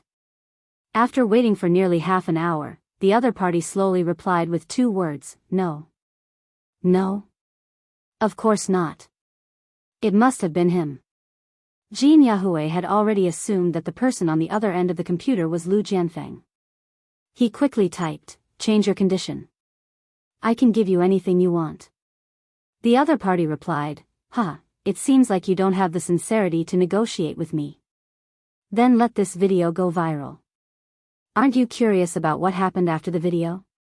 What happened after the video? Could it be that the rumors on the internet were true? That Jiang Tianhao had raped his son? That was simply unbelievable. However, if that was the case and the video was leaked, his son would die without dignity. How could he, as an official, show his face? Jin Yahue's face was ashen. He hesitated for a long time before replying, "Let me think about it." The other party replied quickly, "Okay, 2 days. After 2 days, I will let you and your son's reputation fall to rock bottom. Lu Jianfeng, you and I are irreconcilable." Jin Yahue was furious. He slammed his palm on the table, causing the cup on the table to fall to the ground and shatter into pieces. What Jin Yahue didn't know was that when he opened the other party's email, the complete video of the rape had been injected into his computer by a virus and stored on the E-drive. On the other side, Chen Tingfang also received an email. There was also an incomplete video in the email. The person who sent the email wrote, "I found this video when I was helping someone repair their computer. I was shocked at the time, so I secretly saved it. Unfortunately, the video was injected with a virus. Halfway through the video, it will be automatically destroyed. Even I can't restore it. After I found out the truth, I was very hesitant. I didn't know if I should stand up for you. However, when I thought of an innocent woman being raped, falsely accused, and even sentenced to death, my conscience was condemned. I couldn't stay silent anymore, so I sent the video to you. I hope you can help Miss Yi." Chen Tingfang's body trembled as she watched the video. She watched her daughter being humiliated with her own eyes, but she couldn't do anything to save her. Her heart ached like it was being stabbed by a knife. Her fingers trembled as she replied to the email, "I am very grateful that you sent this evidence to me. May I ask, who did you see it when you were helping repair their computer?" She waited until the evening before the person replied, "That person is too powerful. I don't dare to be his enemy. I'm just an ordinary citizen. This is all I can do. I'm sorry. It doesn't matter. I'm still very grateful to you." Chen Tingfang's whole body leaned on the soft chair. Her eyes stared blankly at the computer screen. In her heart, she already had the answer. It must be Jin Yahue. After Lu Jianfeng learned about this matter, he said decisively. Chen Tingfang looked tired. "I guessed it was him. If the evidence is in his hands, then it will be troublesome. He will definitely destroy it." Lu Jianfeng's face was calm. His fingers gently tapped the back of the chair and said, "Even if there is only a glimmer of hope, we can't give up." Chen Tingfang hurriedly asked, "Cousin, do you have any good ideas?" "I know a very powerful hacker. Let him hack into Jin Yahue's computer and see if he can find the complete video." Lu Jianfeng frowned slightly. Actually, there was another way, and that was to hack into Jin Yahue's home to look for possible evidence. However, the risk was too great. If the matter was exposed and he was implicated, then his career would be over. Just as Lu Jianfeng was thinking of a way to deal with Jin Yahue, news came from the hospital that Jiang Tianhao had regained consciousness. This news immediately caused a sensation. Many media reporters blocked the entrance of the hospital, wanting to interview Jiang Tianhao. However, they were all stopped by the police guarding him outside the door. The criminal police in charge of the case also rushed to the hospital immediately to ask about the case. Jiang Tianhao was still very weak. His face was as pale as a sheet of paper. After he woke up, he found out about the progress of the case from Yu Xiu. He immediately chose the statement that was most beneficial to him. Facing the police officer who was taking down his statement, he slowly said, "On the night of the incident, Yi Zisu asked me to meet and said that she wanted to talk to me. After all, we were husband and wife, so I agreed. When I rushed to the hotel, I found that she seemed to be drunk. She hugged me and refused to let go. She even said that she wanted to remarry me. I couldn't control myself and had sex with her. The police officer asked, when you had sex with her, did you know that she was dating Jean Mingyao? The police officer's words were very tempting. Jiang Tianhao followed his direction and replied, I didn't know. She didn't mention it to me. What happened after that? When we were having sex, Jean Mingyao suddenly appeared. He scolded Yi Zissou and said that she was IB*TCH. He said that she was already in a relationship with him and was still seducing another man. I was stunned at the time and didn't know what was going on. Yi Zissou suddenly jumped up and got into an argument with Jean Mingyao. Jean Mingyao slapped Yi Zissou. Yi Zissou grabbed a fruit knife from the bedside table and stabbed Jean Mingyao in the back. I was scared out of my wits and wanted to separate them. When I ran up to stop them, Yi Zissou suddenly stabbed me with the knife. After that, I fainted.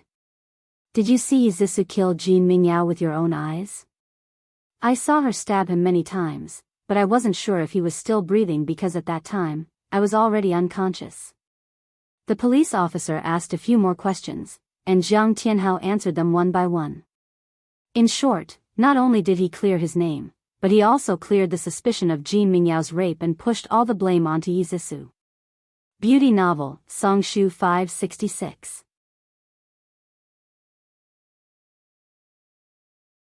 Chapter 9:16. With Jiang Tianhao's testimony, Jin Yahue heaved a sigh of relief.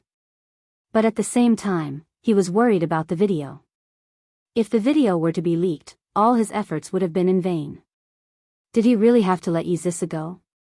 He couldn't take it lying down. Jin Yahue was hesitant and extremely annoyed.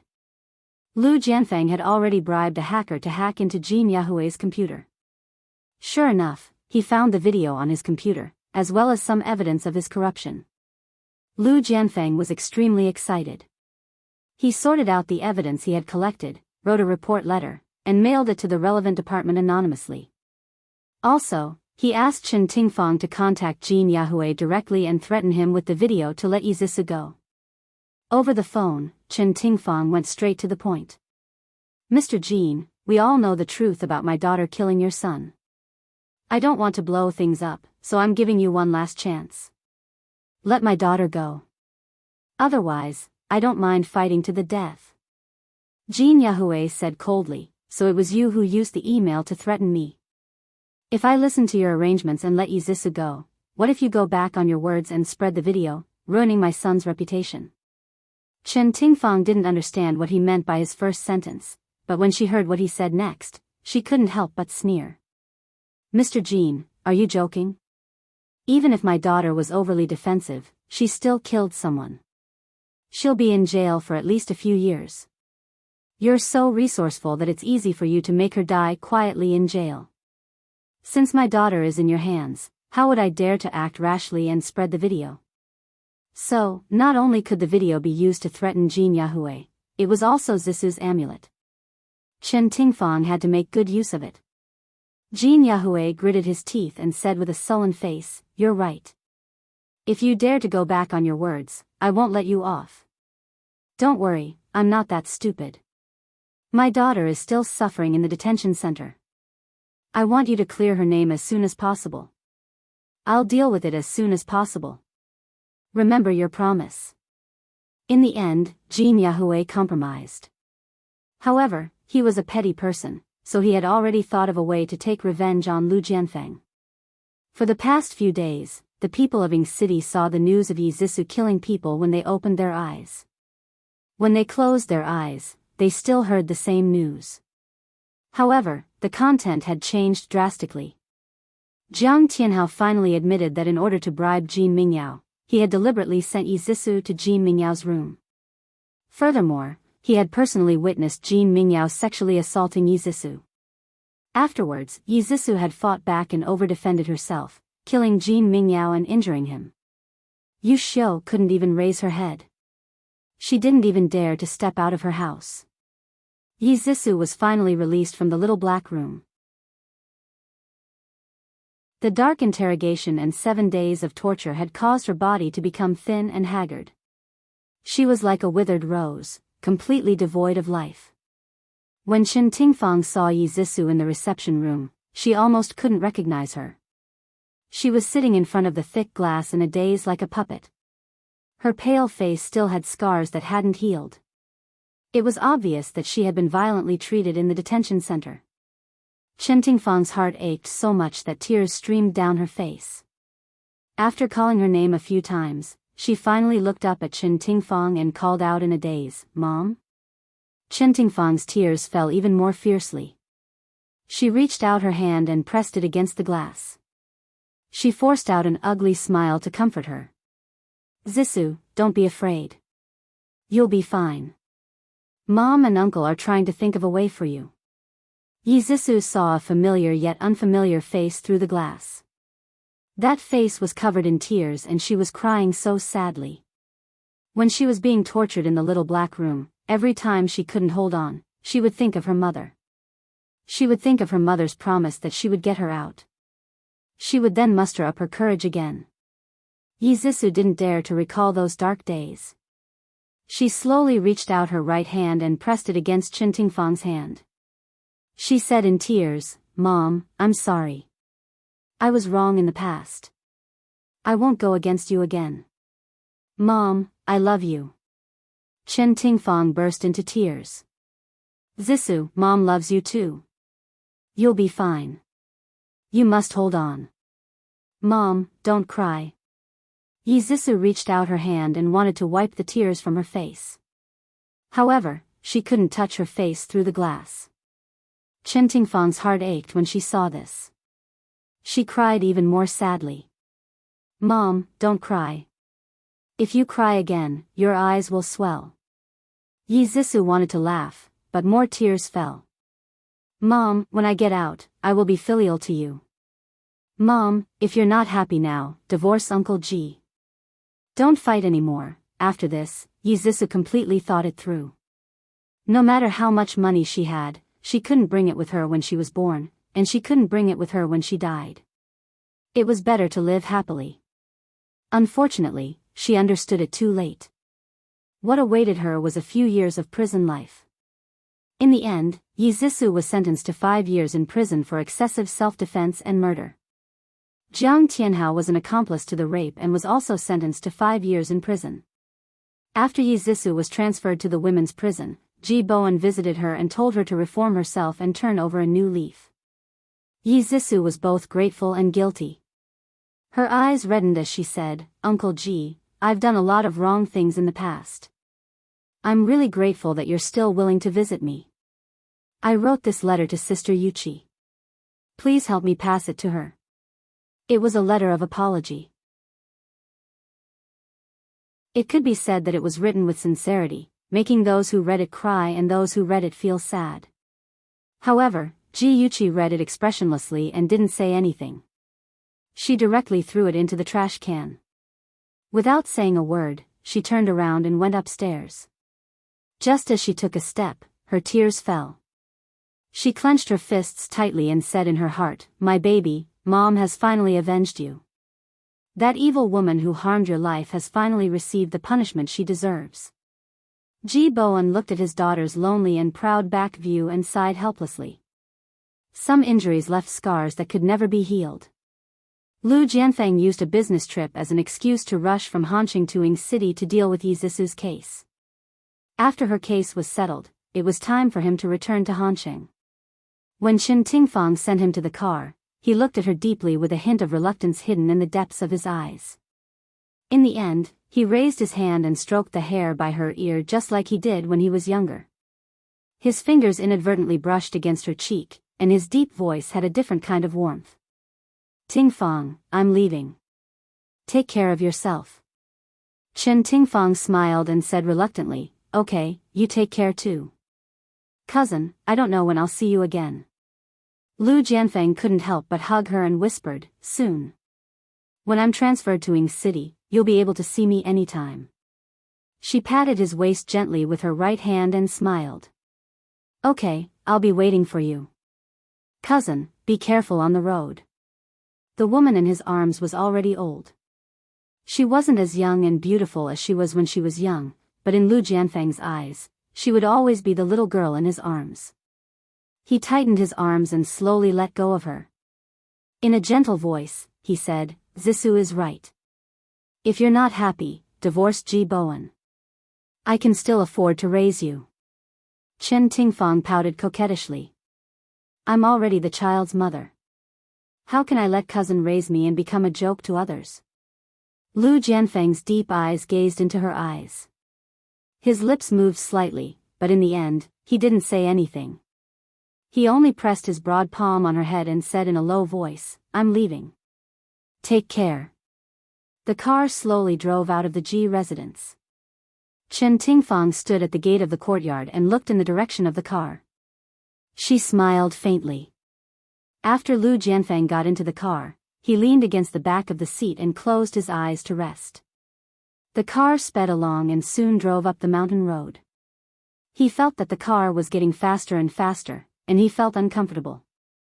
He opened his eyes and looked at the driver in the front seat. He said lightly, "Xiao Yang, drive slower." Xiao Yang's forehead was covered in cold sweat. He looked at Lu Jianfeng through the rearview mirror and said nervously, "Minister Lu, the car's brakes are broken." Lu Jianfeng's heart tightened. He quickly straightened his body and said in a deep voice, "Don't panic. Stay calm.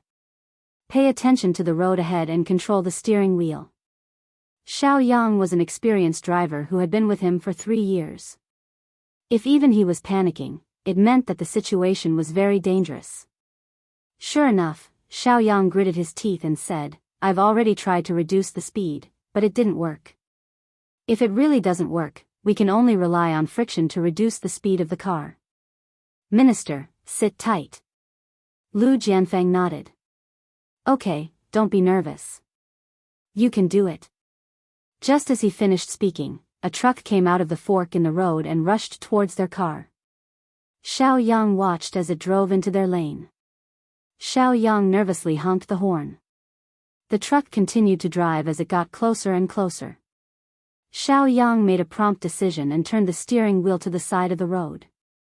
Who knew that the truck would also turn into the lane?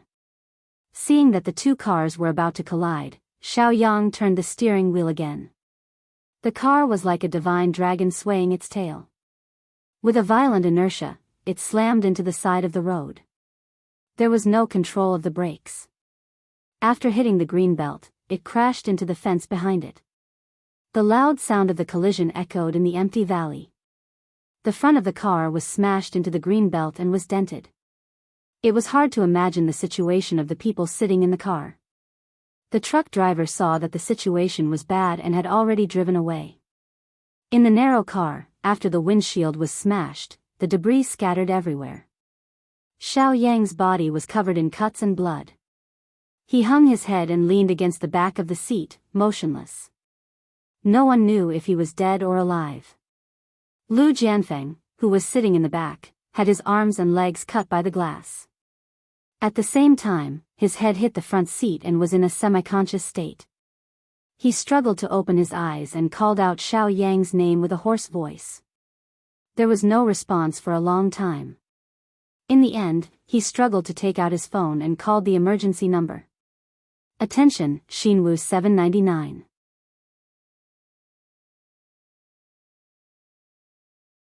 Chapter 917. Director Jean, I've already gotten someone to do what you've instructed.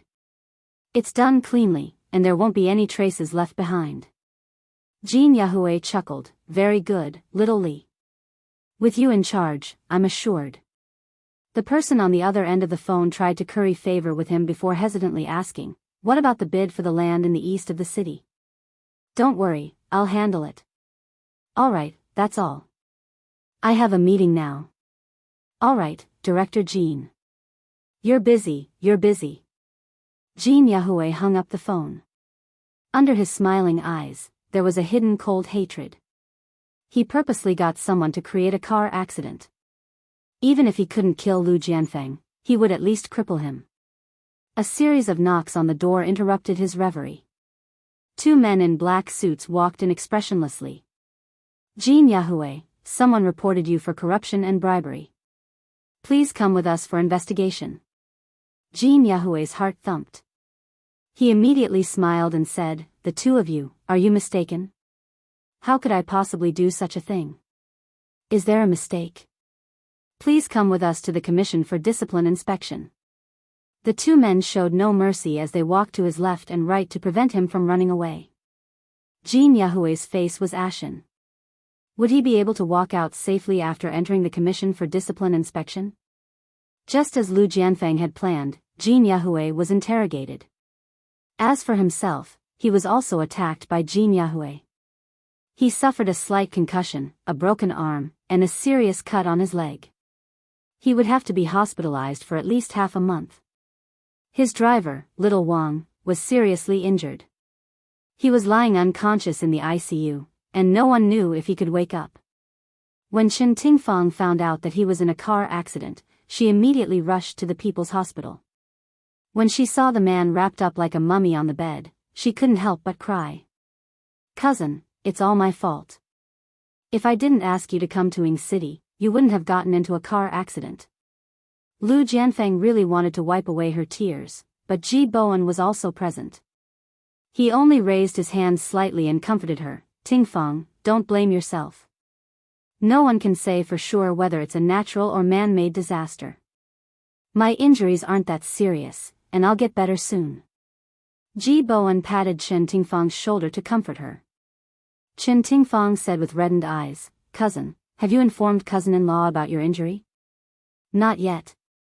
You know how hot-tempered she is. I'm afraid that she and Lil Hao will be worried. I plan to wait until my injuries are better before informing her." That's good too. Lil Hao is about to take the college entrance exam. At this critical juncture, it's best not to distract him. Chen Tingfang picked up an apple and said while peeling it, "Cousin, I've been taking care of you in the hospital these days. Whatever you need or want to eat, just tell me. Don't be shy." Lu Jianfeng gently smiled. "Just hire a caretaker. Bowen will have an opinion if you take care of me personally." Ji Bowen smiled. "Department head Lu, you must be joking. You're Tingfang's cousin, which means that you're my cousin as well. How can I have an opinion if she takes care of you?" Lu Jianfeng joked, "You're still saying that you don't have an opinion? We're family, so why are you being so polite and calling me department head Lu?" Ji Bowen awkwardly smiled. "I'm used to it. I haven't changed it yet. Please don't take it to heart." The three of them chatted for a while and tacitly did not mention anything about the past. The atmosphere was still harmonious. Half an hour later, Ji Bowen had something to do in the company and left first. Chen Tingfang went home to make soup for Lu Jianfeng and also left. Lu Jianfeng was the only one left in the huge ward, which made him feel a little lonely. He stared at the ceiling and sighed heavily as he thought of something. Lu Jianfeng's right hand was fractured and covered in a thick cast. He couldn't eat and wanted to use his left hand. Chen Tingfang rebuked, "It's inconvenient to eat with your left hand. Let me feed you." An uncomfortable expression appeared on his handsome face. He coughed and said, "That's not good. I'll do it myself." As he spoke, he picked up the spoon with his left hand and awkwardly scooped up a spoonful of rice. Chen Tingfang quickly snatched the spoon from his hand. "You're my cousin. What's there to be embarrassed about? Let me feed you." She sat beside him and brought the spoon to his mouth. She smiled. "Come, open your mouth." Lu Jianfeng didn't know whether to laugh or cry. Her tone sounded like she was coaxing a child. Although he felt a little uncomfortable, he still held the spoon and swallowed the mouthful of rice. The two of them were very close. He could clearly smell the faint fragrance on her body. She fed him spoonful by spoonful and wiped the corners of his mouth with a tissue from time to time. Her expression was very gentle and her gaze was very focused. Lu Jianfeng's muscles gradually tightened and a complicated emotion flashed across his deep eyes. After finishing the bowl of rice, his back was drenched in sweat. Chen Tingfang saw the sweat on his forehead and naturally touched it with her finger. She said softly, "Cousin, why are you sweating? I'll get some hot water to help you wipe it." Lu Jianfeng pressed her hand and said in a dry voice, "No need. You've been out for a long time. Go back early." Chen Tingfang's expression darkened and her tone was bleak. "There's nothing to do even if I go back. Facing the empty big house, there's no one to talk to. Zissou isn't here either. Just thinking about it makes me sad. It's better to stay here and accompany cousin." There was a hint of heartache in his eyes and he tightened his grip on her hand. "Since you're unhappy, why do you have to suffer?" She smiled bitterly and shook her head. "Cousin, I'm not willing to give up just like that. I've worked so hard for him for so many years, and I have nothing to say if I can't compare to his dead wife. However, I can't even compare to his child. He only treats me as a nanny of the Ji family. He only said that I'm heartless and hurt his child, but why didn't he ask me why I became like this? It's all Ji Bowen's fault." The heartache in his eyes deepened, and he couldn't help but reach out to stroke the hair by her ear. Just like when they were young, whenever she was wronged, he would silently sit by her side. He didn't say any comforting words, but just quietly accompanied her. Her eyes were sore and she almost cried. She quickly stood up and turned her back. "I'll get a basin of hot water." When she returned with hot water, there was already a faint smile on her face. She wet the towel in the hot water, wrung it dry, and carefully wiped his cheeks. Her extremely gentle action was like a feather, causing ripples in the deep lake of his heart. During this period, Chen Tingfang would personally cook every day, make soup, cook, and send it to the hospital personally to take care of Lu Jianfeng. With Lu Jianfeng's comfort, her mood was much better. Occasionally, she would make soup in the kitchen and hum a little song that she liked when she was young. Today, she was carrying a box of food and was about to go out when an angry voice came from outside. "Let go of me. Let go of me. I want to see that bitch Chen Tingfang." Chen Tingfang's eyes narrowed and she snorted. It was Yu Xiu. She clearly remembered how Yu Xiu humiliated her in the hospital. She didn't settle the score with her, but she actually came knocking on her door. She really deserved it. Chen Tingfang put the box of food on the table and quickly walked to the door. Her face darkened and her sharp gaze swept across the three people in front of her. Two security guards grabbed Yu Xiu's arms on both sides.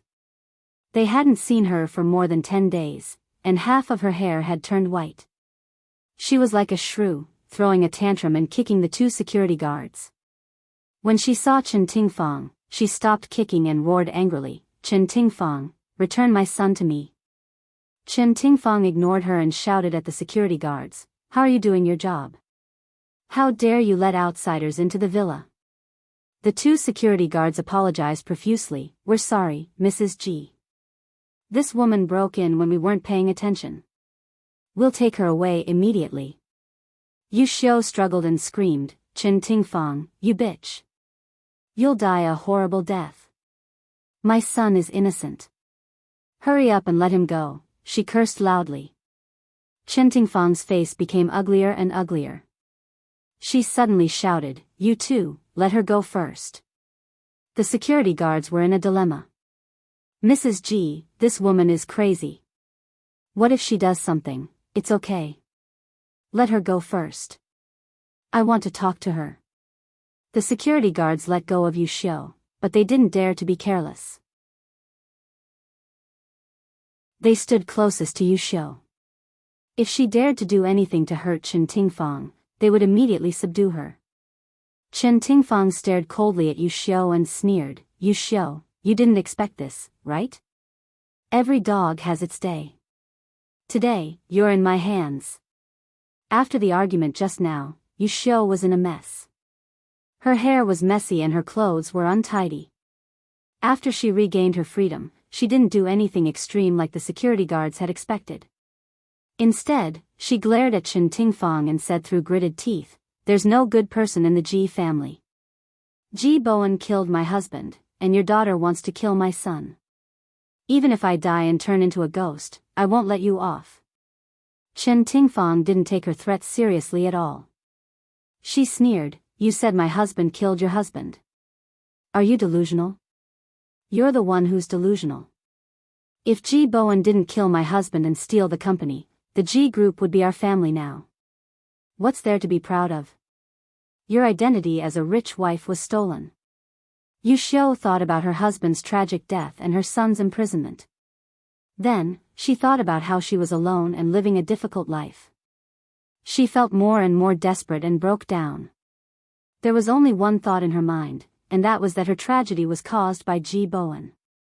She wanted to kill Ji Bowen and everyone in the Ji family. There was a voice in her head that kept saying, kill them, kill them. She suddenly pushed away the security guards in front of her and rushed to the Ji family's living room. Chen Tingfang and the other two were caught off guard and were a step behind.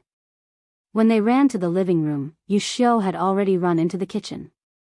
They didn't know what she wanted to do, so they quickly chased after her. When they reached the kitchen door, they saw Yu Xiu holding cooking oil in one hand and a lighter in the other. She poured the cooking oil on the ground and shouted, don't come over. If you dare come over, I'll set it on fire immediately. Don't set it on fire. Calm down. We'll leave immediately. One of the security guards reacted quickly. He gave his companion a look, indicating that he should hurry out and call the police. He pulled Chen Tingfang's arm and slowly left the kitchen. The security guard quietly hid behind Chen Tingfang and his colleagues. He planned to retreat further away and call the police. Unexpectedly, Yu Xiu's eyes were very sharp. She noticed his small movements and screamed, don't move. The three of you, don't move. If anyone dares to move, I'll set this place on fire immediately. As she spoke, she pressed the lighter with a click, and a flame sprang up. The red tongue of flame could engulf this place at any time. Beauty novel, Xinwu 799.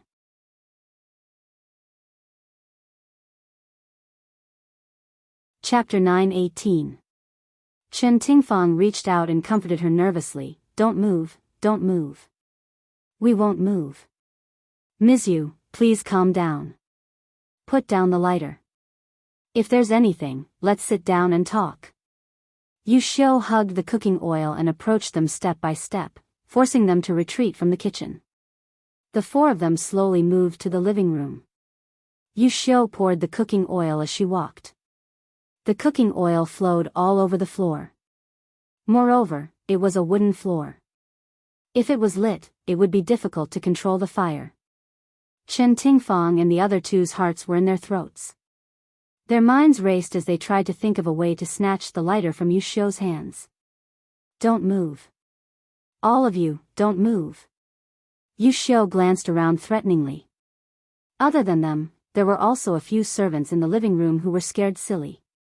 The cowardly ones' legs were trembling as they prayed in their hearts, Bodhisattva, please protect me. The more courageous and quick-witted ones had already escaped from the villa and anxiously called the police. After calling the police, they didn't know what to do and hid far away. Yu Xiu's gaze fell on Chen Tingfang. She said sternly, Chen Tingfang, hurry and call Ji Bowen back. No, not just Ji Bowen, but also Ji Yuqi and Ji Yunhan. I want all of you to be buried with my husband. Chen Tingfang was frightened by the lighter in her hand. She quickly said, okay, I'll call them right away. Calm down. Under Yu Xiu's threatening gaze, she didn't dare to take the phone from the coffee table. A servant carefully handed the phone to her.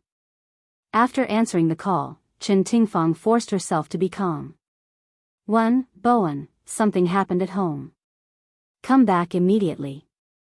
Ji Bowen pressed his forehead and said helplessly, what happened?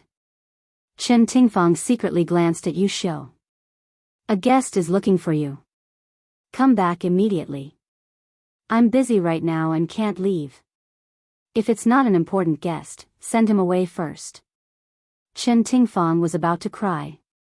Her voice trembled as she said, it's very important. It's a very important guest. If you don't come back, we'll all die. As soon as she finished speaking, the phone in her hand was snatched away by Yu Xiu. Yu Xiu fiercely threw the phone on the floor, and then, she kicked Chen Tingfang's stomach and scolded, "Who told you to say that? You want Ji Bowen to call the police, right? You want Ji Bowen to call the police, right?" She was in a sorry state. She wanted to get up. Yu Xiu, U.S.'s, her assessed st. Her T's, she T's, st's s teat. "Yo, why are you looking at me like that? Are you not convinced?" Yu Xiu had nowhere to vent the anger in her heart. She just found a way to vent her anger. She raised her foot again and kicked Chen Tingfang. The woman's painful screams instantly resounded in the living room. The others present were worried that they would agitate Yu Xiu, so no one dared to say anything. Poor Chen Tingfang could only endure her punches and kicks. As for Ji Bowen, he heard the sound of things being smashed coming from the phone and a woman's angry scolding. He had a bad premonition. He didn't care about the company's affairs and ordered the driver to drive home as fast as possible. Ji Yuqi didn't have classes in the afternoon, so she went home early. Just as she was about to enter the villa, she received a call from Xiao Rou. Xiao Rou sounded very anxious. "Yuqi, no matter where you are, don't come home." Jiang Tianhao's mother ran to the villa to cause trouble. She poured oil in the living room and said she was going to set the villa on fire. "I escaped with a few other people. We've called the police, but the police haven't arrived yet. Don't come back." Ji Yuqi's heart sank. She quickly asked, "Xiao Rou, what's the situation now? How many people are being held hostage?" Xiao Rou was so anxious that she was about to cry. "Yu Xiu seems to be beating Chen Tingfang. I heard Chen Tingfang's screams coming from inside. Other than her, there are 2 security guards and 4 servants. Okay, I got it. Don't worry. Find a safe place and gather the people who escaped. Let's all hide." After saying that, she immediately hung up. She opened the glove compartment and rummaged around inside. She took out a small cloth bag. After opening the bag, she saw rows of silver needles neatly arranged. These silver needles were given to her by Zhao Yao when she was practicing martial arts and learning the acupuncture points of the human body. She didn't expect that they would come in handy today. Ji Yuqi parked the car outside the villa and sneaked into the courtyard. Xiao Rou was hiding in the garden. When she saw her, she anxiously grabbed her hand and whispered, "Yuqi, don't go in. It's too dangerous." Ji Yuqi whispered, "Don't worry, I'm confident that nothing will happen. Chen Tingfang aside, there are still many innocent people inside. I can't just watch them get into trouble." After saying that, she patted Xiao Rou's hand and walked towards the backyard with determination. First, she turned off the alarm to avoid triggering it and agitating Yu Xiu. She couldn't go through the front door. She climbed the ladder to the balcony on the 2nd floor. Then, she entered her room from the balcony. She took off her shoes and casually picked up an antique vase. She quietly walked down the stairs step by step. A few people were standing facing the stairs. The moment they saw her, they couldn't help but widen their eyes. She smiled and put her index finger to her lips, signaling them not to scream. Yu Xiu's back was facing the stairs, so she didn't see Ji Yuqi. She was still kicking Chen Tingfang. Even though she was panting from exhaustion, she still hugged the bucket of cooking oil tightly and held the lit lighter tightly. The more quick-witted security guard also saw Ji Yuqi appear. Ji Yuqi signaled him to look at the lighter in Yu Xiu's hand. He blinked in understanding and suddenly said, "Ms. Ji Yuqi, the lighter in your hand seems to be running out of oil." When Yu Xiu heard this, she immediately stopped beating people and instinctively looked at the lighter in her hand. Sure enough, after burning for a long time, there wasn't much oil left. She didn't know if it could last until Ji Bowen returned. She hesitated whether she should turn off the lighter to save oil. However, if she turned it off, she was worried that others would pounce on her and snatch it away. After thinking for a moment, she finally thought of a good idea. She would drench everyone with oil. If they dared to come close to her, she would immediately light up the lighter and throw it at them. Yu Xiu pointed in a direction and shouted, "All of you, stand over there in a row." Those people stood in a row in fear, not knowing what she was going to do. In the next second, they understood. Yu Xiu splashed the cooking oil on them like water and threatened sternly, "If any of you dare to come close to me, I will immediately light up the lighter and throw it at you. Do you understand?" No one dared to resist and nodded submissively. Yu Xiu was very satisfied and finally turned off the lighter. The moment the flame disappeared, Ji Yuqi quickly raised her hand and a thin silver needle flew towards Yu Xiu's right wrist. The needle pierced the acupuncture point and her entire arm went numb. Her fingers trembled and the lighter fell to the ground with a clang. Yu Xiu sensed that something was wrong and quickly bent down to pick up the lighter. The others were too far away and it was too late for them to snatch it. Ji Yuqi was already prepared. She picked up the antique vase and threw it in Yu Xiu's direction. The vase hit the back of her head and her body swayed before she fell to the ground. Although her vision turned black, she didn't give up and used her hand to rub the floor, trying to pick up the lighter. Ji Yuqi took advantage of the moment she fell to the ground and quickly ran to the living room and kicked the lighter to the living room door. The lighter rolled to Ji Bowen's feet. When Ji Bowen saw the scene in front of him, his heart almost stopped beating. His legs couldn't exert any strength and he kicked the lighter out of the door twice. The lighter flew into the bushes by the side of the road. Immediately after, a group of police officers rushed in. Outside the courtyard, there was a fire engine and an ambulance. Ji Yuqi quietly pulled out the silver needle from Yu Xiu's wrist and put it in her pocket.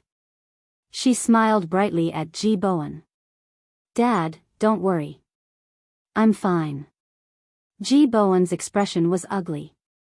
He was silent and walked straight to Ji Yuqi. His heavy eyes stared at her. Worry, fear, heartache, blame, all kinds of complicated emotions intertwined in his eyes. However, due to the presence of outsiders, he couldn't say what he wanted to say. When the policemen saw the situation in front of them, they were all stunned. Ji Yuqi smiled and said, "Officers, the criminal has been subdued. I'll have to trouble you to bring her to the police station." The leading police officer came back to his senses and hurriedly said, "Okay, no problem." "Little girl, were you the one who subdued her?" Ji Yuqi smiled mischievously, "Thank you for the compliment, but it was all thanks to the help of that antique vase." The police officer gave a thumbs up, "You're very brave." When Yu Xiu was arrested, she kept shouting that Ji Bowen had killed her husband and that the police should arrest Ji Bowen as well. However, no one paid attention to her and directly sent her to the police car. Chen Tingfang was beaten up by Yu Xiu and had already fainted. 2 medical staff carried her into the ambulance. Ji Bowen and Ji Yuqi also got into the ambulance and accompanied them to the hospital. In the car, the atmosphere was heavy. The medical staff gave Chen Tingfang emergency treatment for her wounds. Although Ji Bowen hated Chen Tingfang, he was also worried about her injuries. The father and daughter were silent for a moment. When they were about to reach the hospital, Ji Bowen looked at Ji Yuqi and said with a straight face, "If something like this happens again in the future, you're not allowed to rush in recklessly. What if an accident happens?" Ji Yuqi shamelessly moved to his side and said softly, "Dad, I know I was wrong. I won't dare to do it again." Ji Bowen said impatiently, "You're always so disobedient. You say you understand, but the next time something like this happens, you'll definitely rush in again." How would his daughter know? When he saw her knocking Yu Xiu to the ground and snatching the lighter, his heart almost jumped out of his chest. Ji Yuqi knew that she couldn't get away with it. She said carefully, "Dad, actually, I've practiced martial arts with Grandpa Zhao Yao. So when I was dealing with Yu Xiu, I was 100% confident that I wouldn't be in danger. Dad, I can't just watch her set the fire. There are so many innocent people in there. I can't just watch her threaten you." If Ji Yuqi didn't snatch the lighter and subdue Yu Xiu, after Ji Yuqi returned home, Yu Xiu would definitely set the house on fire and burn everyone to death. Ji Bowen was silent for a long time. Finally, he sighed heavily and said, "Dad is very happy to see you so brave. However, I'm more worried. You're my daughter. You're the pride of me and your mother. We want to see you safe and happy.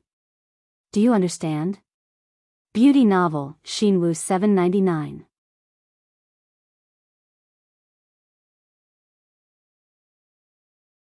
Chapter 919.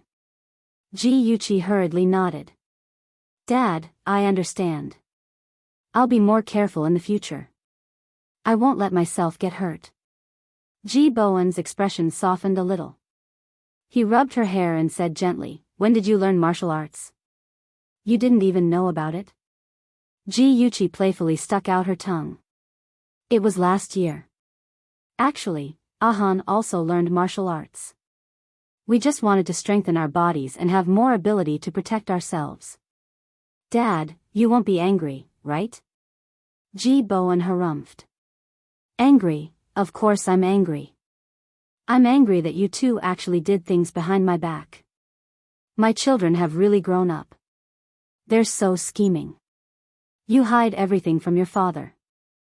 Ji Yuchi hurriedly hugged his arm and shook it to please him. Dad, we were wrong. We won't hide it from you in the future. Ji Bowen wasn't really angry.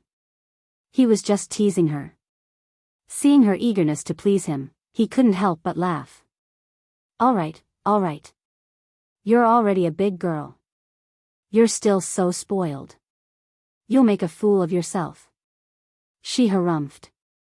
Even if I become an old woman, I'll still be a child in Dad's heart. I want to act spoiled with Dad. He tapped her forehead with his finger and scolded in a joking manner, Naughty girl. Chen Tingfang was sent to the city's People's Hospital, which was the hospital where Lu Jianfang was staying. After Lu Jianfang received the news, he dragged his injured leg and anxiously rushed to Chen Tingfang's ward. He didn't even look at Ji Bowen and his daughter. He rushed to the doctor and asked anxiously, Doctor, how's her condition? Are her injuries serious? The patient has multiple soft tissue injuries. Fortunately, her injuries aren't serious. She'll recover in about half a month. Lu Jianfang glanced at the unconscious Chen Tingfang. His brows furrowed tightly and his tone was hurried. Since her injuries aren't serious, why hasn't she woken up yet? Have you checked her head? The doctor said helplessly, We've already checked her head. There aren't any injuries. Please don't worry. The patient will wake up in a few hours at most. What about the other areas? Have you checked them all? Of course, her injuries aren't serious. Please don't worry. Lu Jianfang repeatedly asked the doctor to confirm that Chen Tingfang was indeed fine before he let the doctor go. After the doctor left, he immediately vented his anger on Ji Bowen and said with a livid face, How did you take care of Tingfang? How did she get hurt so badly? Ji Yuchi really wanted to roll her eyes. This was clearly an accident, yet Lu Jianfang was blaming her father. If he wasn't looking for trouble, then what was? Ji Bowen didn't look too good either. He said slowly, Yu Xiu barged into the house and held Tingfang hostage. The injuries on her body were also caused by Yu Xiu. Lu Jianfang said coldly, Is your Ji family security system just for show? You actually let someone barge into the house. Ji Bowen's face was extremely ugly after being lectured by an outsider in front of his daughter. He clenched his fists and was about to say something when Ji Yuchi stood up. She raised her chin and said righteously, Uncle Lu, you've gone too far. I know that you're worried about Auntie Chen because of her injuries, but please don't take out your anger on my father. It was indeed the security system's negligence to let Yu Xiu barge into the house. However, I've asked the security guards and they said that they had already subdued Yu Xiu and were going to chase her out of the courtyard. It was Auntie Chen who ordered them to let go of Yu Xiu, which caused her to barge into the villa. Auntie Chen is injured, so she should also bear a part of the responsibility. She shouldn't push all the blame onto my father. Don't you think so, Uncle Lu? Her words were clear and the main points were clear. Even the furious Lu Jianfang had to admit that what she said made sense. However, he obviously couldn't swallow his pride and admit his mistake. Instead, he sternly asked, Do you have the right to interrupt when your elders are talking? Ji Yuqi smiled faintly and said indifferently, if the term elder means that you can't differentiate right from wrong, good from evil, then I really don't agree. Those light words slapped Lu Jianfeng hard in the face. He had heard from Ting Feng that Ji Bowen's daughter had a sharp tongue and wasn't easy to get along with. He didn't take it to heart, but now he realized that she wasn't simple. He hated her even more. Lu Jianfeng's deep black eyes stared fixedly at Ji Yuqi. She smiled faintly and calmly welcomed him. The two of them were in a deadlock. Ji Bowen coughed and pretended to reprimand her. Chi-Chi, how can you speak to Uncle Lu like that? Don't you have classes in the afternoon? Hurry up and go to school. Ji Yuqi knew that her father was looking for a way out for Lu Jianfeng. She shrugged and sweetly said, okay, I got it. Dad, I'll go to school then. Uncle Lu, I'll take my leave first. Bye-bye. Lu Jianfeng's face darkened and he nodded. After Ji Yuqi left, the atmosphere in the room froze again. Lu Jianfeng moved his legs and sat on the chair in front of the bed. He seemed to be waiting there for Chen Tingfang to wake up. Ji Bowen couldn't chase him away, so he helplessly frowned. While Chen Tingfang was recuperating, Yu Xiao was locked up in the detention center. She admitted to trespassing and kidnapping. At the same time, she proposed to sue Ji Bowen for causing her husband's death. However, because the statute of limitations had expired, the court didn't accept the case. She was clamoring to see Ji Bowen. In the reception room, Ji Bowen and Yu Xiao sat across from each other through a thick glass window. Yu Xiao glared hatefully at the man across the glass and said sternly, Ji Bowen, you're lucky that I didn't burn you to death. Even if I die and become a ghost, I won't let you off. I won't let anyone from the Ji family off. Ji Bowen sighed. Yu Xiao, why do you hate me so much? Why do you hate the Ji family so much? Yu Xiao gritted her teeth and said, you're still playing dumb. You stole the company back then and caused Jin Yao's death. Tianhao and I were forced to live in the countryside and suffered for decades. Now, your stepdaughter caused Tianhao to be sentenced to prison. His life was ruined by the Ji family. Who else would I hate if not you? Let me tell you, Ji Bowen, God is watching. You'll suffer retribution. Ji Bowen stared at her in disbelief. After a while, he said, you're saying that I caused Jin Yao's death? Well, you're still playing dumb. Back then, Jin Yao started a company with you. In order to monopolize the company, you set him up and chased him out of the company. Later, Jin Yao tried to start another company. After he failed, he went to look for you and wanted to return to Ji Group to work. But what about you? Not only did you not help him because of your years of friendship, you even got someone to kill him with a car. Ji Bowen, you're so black-hearted. How can you sleep after so many years? Have you never dreamed of Jin Yao? Ji Bowen was shocked. He looked at Yu Xiao as if she was crazy. Her wrinkled cheeks were distorted by anger and looked even more terrifying. He was silent for a long time. Then, he slowly shook his head and said in a deep voice, I didn't expect you to misunderstand me so deeply. It seems that there are some things that I can't hide from you anymore. After the conversation, Yu Xiao's face was full of tears. Her eyes were lifeless and she muttered, I don't believe you. You must be lying. Looking at her figure being taken away by the prison guards, Ji Bowen sighed heavily. He didn't expect that a well-intentioned lie would cause such an irreversible situation. If he had known, he wouldn't have hidden it for Jiang Jinyao. Dad, what's wrong? Are you feeling unwell? Ji Yuqi stepped into the living room and found that her father had come home early. He sat on the sofa in silence and didn't look very good. Ji Bowen came back to his senses. He pinched his eyebrows and said in a tired voice, I'm fine. I just remembered some things from the past and felt a little emotional. Ji Yuqi walked behind him and massaged his shoulders. She said softly, Dad, when you visited Yu Xiao in the detention center today, did she say something to you? Last time when she was arrested, she said that you killed her husband. Who is her husband? Is that true? This question had been lingering in her heart for a long time. Today, she finally had the chance to ask. Ji Bowen didn't hide it from her. He slowly said, "Then we'll have to start from 20 years ago." The story wasn't long, but it was shocking. Ji Yuqi finally understood why Jiang Tianhao in her previous life was so ruthless against the Ji family, against her and Ahan. She always thought that Jiang Tianhao was after money, but now she knew that he was after revenge. Different prisons, different visiting rooms, and different people visiting them. Ji Yuqi looked at the man on the other side of the glass. He used to be high-spirited and gentle, but now he was haggard.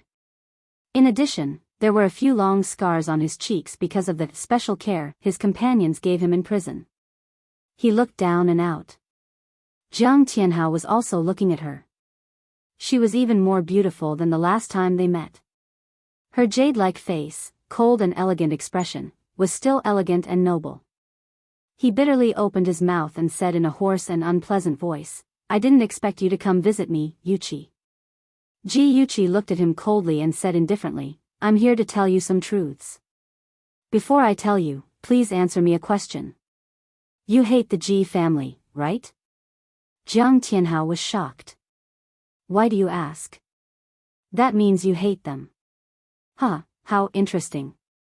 "Jiang Tianhao, you hate the Ji family and my father because my father stole your father's company and killed your father, right?" "How do you know?" "It's simple. I found out the truth. I want to tell you what the real truth is." Ji Yuqi unfolded a piece of paper beside her and pasted it on the glass. She said in a low voice, "Open your eyes and take a good look.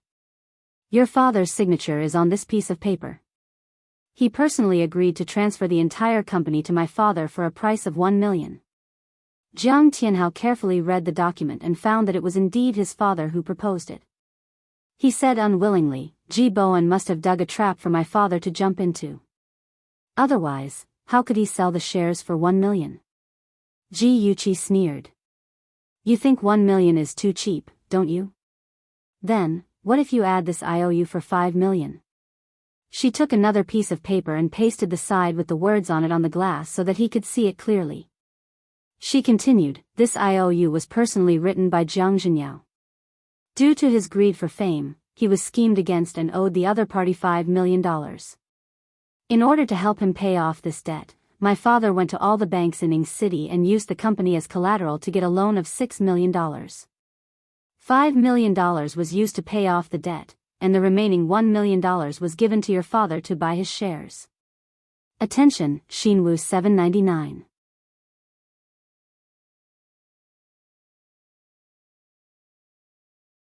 Chapter 920. Jiang Zhenyao almost caused the company to go bankrupt. If it weren't for my dad's efforts to turn the situation around, would there still be G Group today? My dad helped him keep this secret for the sake of his longtime friend so that he could maintain his dignity in front of his wife and children and not embarrass himself in front of his employees. I didn't expect that because of this, you would misunderstand that it was my dad who snatched the shares from your father's hands. What a joke. What? Not only did his father almost cause the collapse of G Group, but he also withdrew his investment and ran away on his own during the most difficult time? No, this can't be true. Jiang Tianhao's eyes were about to split open. He suppressed his anger and roared, "That's impossible.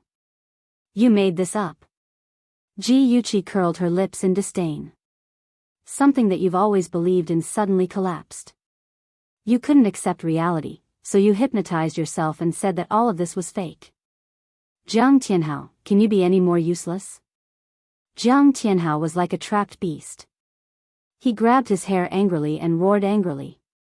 He didn't believe that all of this was fake.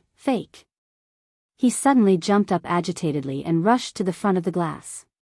He shouted anxiously, "There's also a car accident. Ji Bowen caused the car accident and caused my dad's death." Ji Yuqi sneered. "My dad caused the car accident? Jiang Tianhao, do you have a brain? Your dad drank too much and ran into the road by himself. He was hit by a truck and died. The police even made a statement at that time. If you don't believe me, we can go to the police station and check the file. No, I don't believe it, I don't believe it. Jiang Tianhao roared emotionally. Ji Yuqi looked at him coldly and criticized him mercilessly and sharply. You obviously have doubts, but you still don't want to believe it. That's because you treat revenge as your life's goal. You refuse to admit that you wasted 20 years of your youth to hate an enemy that doesn't even exist. Jiang Tianhao, you really are a failure. I look down on you. Jiang Tianhao was mercilessly reprimanded by her. He held his head tightly with both hands and trembled all over. He suddenly felt that he was ridiculous. Since he was young, his mother had told him that Ji Bowen had killed his father. She also said that the truck driver had been bribed by Ji Bowen. He believed it without a doubt. Even when he asked for details and his mother couldn't explain it clearly, he never doubted it. He just thought that his mother couldn't remember it clearly.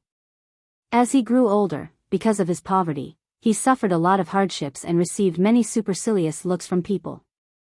He attributed all these hardships to his lack of a father.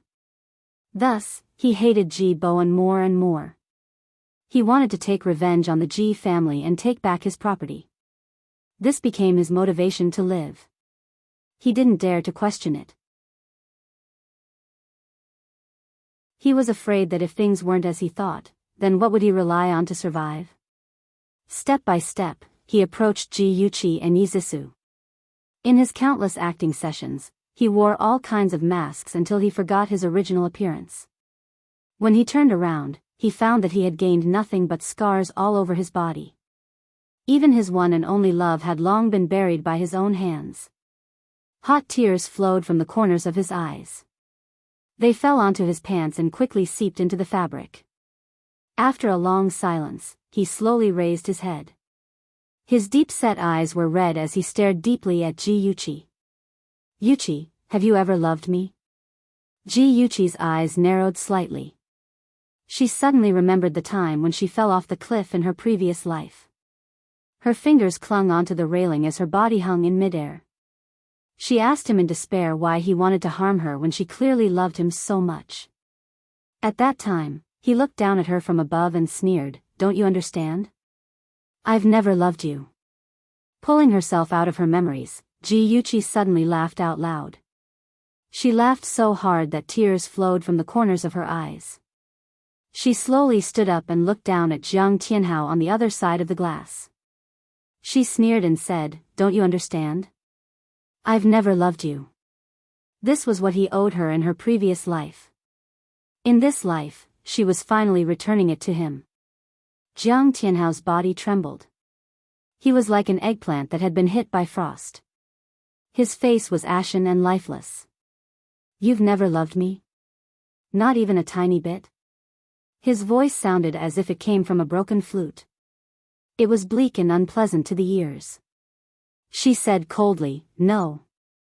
"So, you're also acting, yes, since you've never given your heart. What right do you have to ask others to give their heart?" Ji Yuqi's cold eyes slid across his cheeks. After throwing down these words, she left behind a proud and cold back view and walked away resolutely. Jiang Tianhao stared at her back view in a daze. After a long time, he said in a low voice, "But I loved you." The fog was confusing. He couldn't see the direction clearly and couldn't see the surroundings clearly. He walked aimlessly in the fog alone. He had a thought in his mind that he was looking for something, but he couldn't remember what it was that he was looking for. Suddenly, a gust of wind came from nowhere and blew away the thick fog around him. He stood there in a daze and found that he was standing beside a crystal-clear river. On the calm surface of the river, familiar scenes were reflected. On a cold winter day, he pushed her into the lake and rescued her with his own hands. Under the falling leaves, the girl smiled shyly. "Senior Tianhao, thank you for saving me from the lake." At the entrance of the ladies' room, the girl was drenched from head to toe. Her wet hair stuck to her pale face. She said in tears, "Senior, Gu Fifan and I are innocent. I don't know what happened at the ball. Please believe me." On her 21st birthday, she was almost molested by Qin Yifei. He saved her and let everyone see the embarrassing scene between them. From then on, he became her fiancé. At Zhu Zhu's birthday party, everyone saw her and Gu Fifan hugging each other with their clothes disheveled. She tried to explain herself, but no one was willing to listen. Madame Zhu scolded her for being shameless and chased her out of the party. He left with her and was very gentle. At that moment, her heart and eyes only had him. Ji Bowen was completely disappointed in her and allowed her to enter Ji Group. When she was 23, he found out that the eldest young master of Shen Group liked her. He was afraid that she would fall in love with someone else, so he listened to Yi Zisu's suggestion and ruined her. Without her beautiful face, would Shinja still like her? When she was 24, they got married and he was promoted to manager of Ji Group as he wished. That same year, he wanted to bribe Jean Mingyao and personally sent her to Jean Mingyao's bed. On the first anniversary of their wedding, she transferred 10% of her shares to him. He took over Ji Bowen's position as CEO, and Ji Bowen died in a car accident. On the second anniversary of their wedding, she had lost her value. He and Yi Zisu personally pushed her off the cliff. The moment she fell off the cliff, she screamed like a ghost, "Jiang Tianhao, I hate you. You adulterous couple, you'll die a horrible death." The images kept changing, real, fake, happy, painful. It was like an old movie that was spread out in front of his eyes. Finally, the calm river suddenly became turbulent, a violent storm swept him into the rolling waves, and a rapidly spinning whirlpool dragged him into the endless darkness. Jiang Tianhao woke up screaming. In the huge prison cell, there was only the sound of the television broadcasting the news. The news said that Ying City had welcomed a new leader, Lu Jianfeng. The host talked non-stop about Lu Jianfeng's past achievements. The prisoners sitting in front of the television complained impatiently, "Damn it, it looks like there's only this stupid news." The noisy voices and the voices in the dream kept mixing and separating. Jiang Tianhao held his head uneasily. He didn't know if this was reality or a dream. He didn't even know if he was living in reality or in a dream. Jiang Tianhao went crazy. He was like Xianglin's wife, pulling everyone in the prison cell and repeating the same sentence tirelessly, "I'm the CEO of G Group, I'm the CEO of G Group." F***CK, are you crazy? If you're the CEO of G Group, I'm the leader of Ying City. F***CK, crazy man, ignore him. A burly man kicked him away. He was sent flying to the corner of the wall. He curled up in the corner and kept muttering, "I'm the CEO of G Group, I'm the CEO of G Group." The prison hired a professional psychiatrist to examine Jiang Tianhao. In the end, it was confirmed that he had gone crazy. He was sent to a mental hospital to live out the rest of his life. After Lu Jianfeng recovered from his injuries, he received a transfer order. He was now the leader of Ying City. He took up the position alone and left his wife and son in Hansheng. Because his son, Lu Tianhao, was about to take the college entrance examination, in order not to affect his son's studies, he let him continue to study in his original school. His wife stayed in Hansheng to take care of him. He lived alone in the family building of the municipal compound. Chen Tingfang would visit him every 2 days to help him do the laundry and cook. She also bought vegetables and fruits to put in the fridge in case he needed them. Every time this happened, he would sit on the sofa and read the newspaper while Chen Tingfang would be busy in the kitchen. Occasionally, she would poke her head out to talk to him. He had an illusion that the two of them were husband and wife. Just as the word husband and wife appeared in his mind, he immediately pushed it back down. He looked away nervously, afraid that she would discover the secret he had hidden deep in his heart. "Cousin, my apron strap has loosened. Help me fasten it." Her smiling voice came from the kitchen. His heart suddenly contracted and he almost jumped up from the sofa. His fingers suddenly tightened around the newspaper. He took a deep breath and said slowly, "Wait, I'll be right there." She stood in front of the kitchen counter with an egg beater in her hand. She quickly stirred the eggs in the bowl. Under the soft light, her side profile was gentle and beautiful. He couldn't help but reach out and move closer to her white cheeks. She suddenly turned around and smiled. Cousin, what are you waiting for? Hurry up and help me fasten my apron. His hand that was in midair stiffly changed its trajectory and slowly slid down to the strap of her apron. His fingers inadvertently touched her waist. Her body trembled and she giggled. You're so annoying. You know that I'm ticklish. Her smile was like a flower. Her well-maintained skin was as bright as a prostitute's. He couldn't help but feel his throat tighten. His fingers clenched tightly and he slowly took a step back to put some distance between them. He said in a hoarse voice, if there's nothing else, I'll go out first. He was afraid that if he stayed any longer, he wouldn't be able to resist pouncing on her. Okay, you go out first. I'm going to start cooking now. Chen Tingfang didn't notice his strange behavior.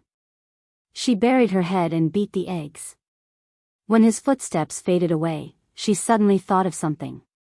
She looked up and called out, Cousin? What? He stopped and turned around to look at her. His dark eyes were like the sky before a storm. I brought red wine over. It's in the fridge. Help me take it out. Okay. Under the soft light, the mellow red wine, and the person sitting facing him, the atmosphere was very good. Unknowingly, Lu Jianfeng drank 2 glasses of wine. When he put down the glass, he found that Chen Tingfang was already drunk. Her cheeks were red and her eyes were blurred. She was half lying on the table, looking at the wine bottle and giggling. Lu Jianfeng's heart softened. He used his hand to tuck her hair behind her ear and said gently, What are you thinking of that made you smile so happily? Come and see, Hongcha 866.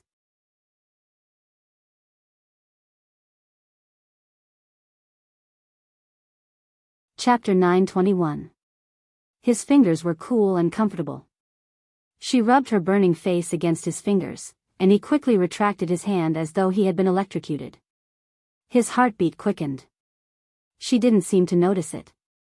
She narrowed her eyes and muttered, We haven't drunk like this in a long time. Yeah, it's been a long time.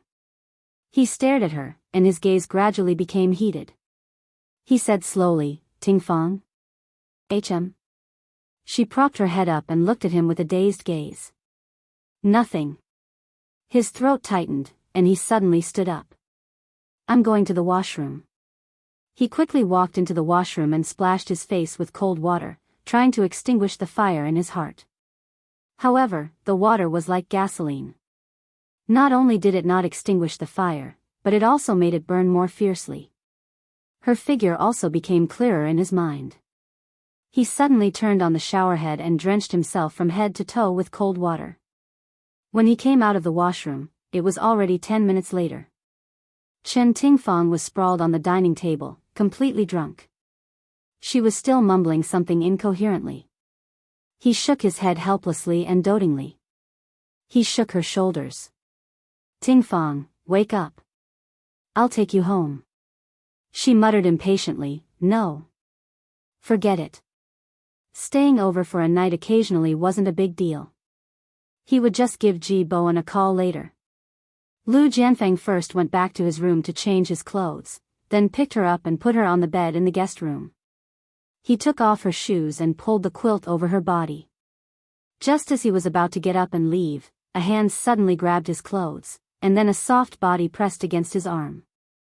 Ihan, I missed you so much. Ihan. She leaned on his arm and sobbed. Lu Jianfeng was angry and jealous. Who was Ihan? She had never mentioned him to him. That man named Ihan was actually hidden deep in her heart. He was going crazy with jealousy. He suddenly grabbed her wrist and asked with an ashen face, Who is Ihan? What's your relationship with him? She was so drunk that she couldn't understand what he was saying, let alone answer his question. She just hugged him tightly and called out, Ihan. Oh, it's so hot. Ihan, let go of me. I'm so hot, Tingfang, don't move. Lu Jianfeng was about to go crazy from her torture. When she struggled, the buttons in front of her chest were pushed open, revealing her snow-white skin and a faintly discernible cleavage. The flame in his heart was ignited once again, burning his rationality. "Ihan, I miss you. I want you."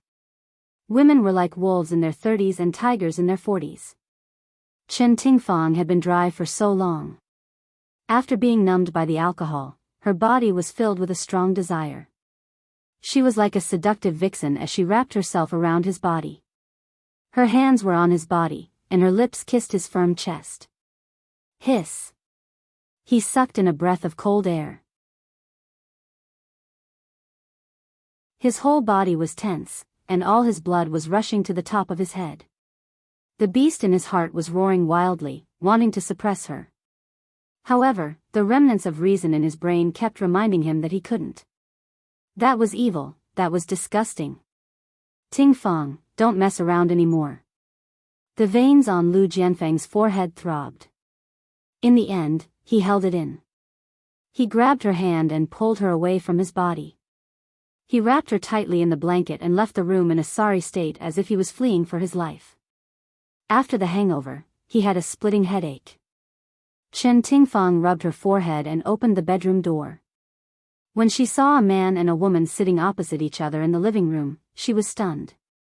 She hurriedly tidied up her messy hair and clothes and smiled awkwardly. "Cousin-in-law, when did you come?" Sitting opposite Lu Jianfeng was his wife, Wu Shi. She used a tissue to wipe the corners of her eyes. Her eyes were red, and she forced a smile. "I just arrived this morning. When I came, Jianfeng said that you were sleeping, so I didn't wake you up." Chen Tingfang noticed that Wu Shi should have cried, and her cousin's expression was very ugly. The atmosphere between them was a little strange. She tactfully said, "I'm really sorry. I slept too late last night and accidentally woke up late. Cousin-in-law, take your time talking. I'll go wash up first." Wu Shi nodded. When she entered the bathroom, she turned her gaze and met Lu Jianfeng's eyes again. She said softly, "Jianfeng, what should we do about Tianhao? I'm so scared." She choked on her sobs and tears started to fall again. Lu Jianfeng's brows were tightly knitted. He said in a low voice, "Has it been diagnosed?" She nodded. "I've already asked a specialist to examine it. The diagnosis is acute leukemia. If he doesn't undergo special treatment, he only has half a year to live." At this point, she was already sobbing. She covered her mouth with her right hand and tried her best to control herself. The doctor said that a bone marrow transplant is the best treatment. However, in the bone marrow bank, they couldn't find a bone marrow match for Tianhao. This news was like a bolt from the blue to Lu Jianfeng. His son had been smart and healthy since he was young. How could he have acute leukemia? He really didn't want to believe it. However, the medical report was right in front of him. He had no choice but to believe it. He was silent for a long time. He reached out and put his arm around her shoulder. He said hoarsely, "Shi, you go back to Hanqing today and handle the procedures for Tianhao's suspension. I'll go back tomorrow and transfer Tianhao to Ying City's city hospital. Ying City is the provincial capital after all. The medical standards there are better than Hanqing. Moreover, it's easier for me to take care of you and your son." "Okay."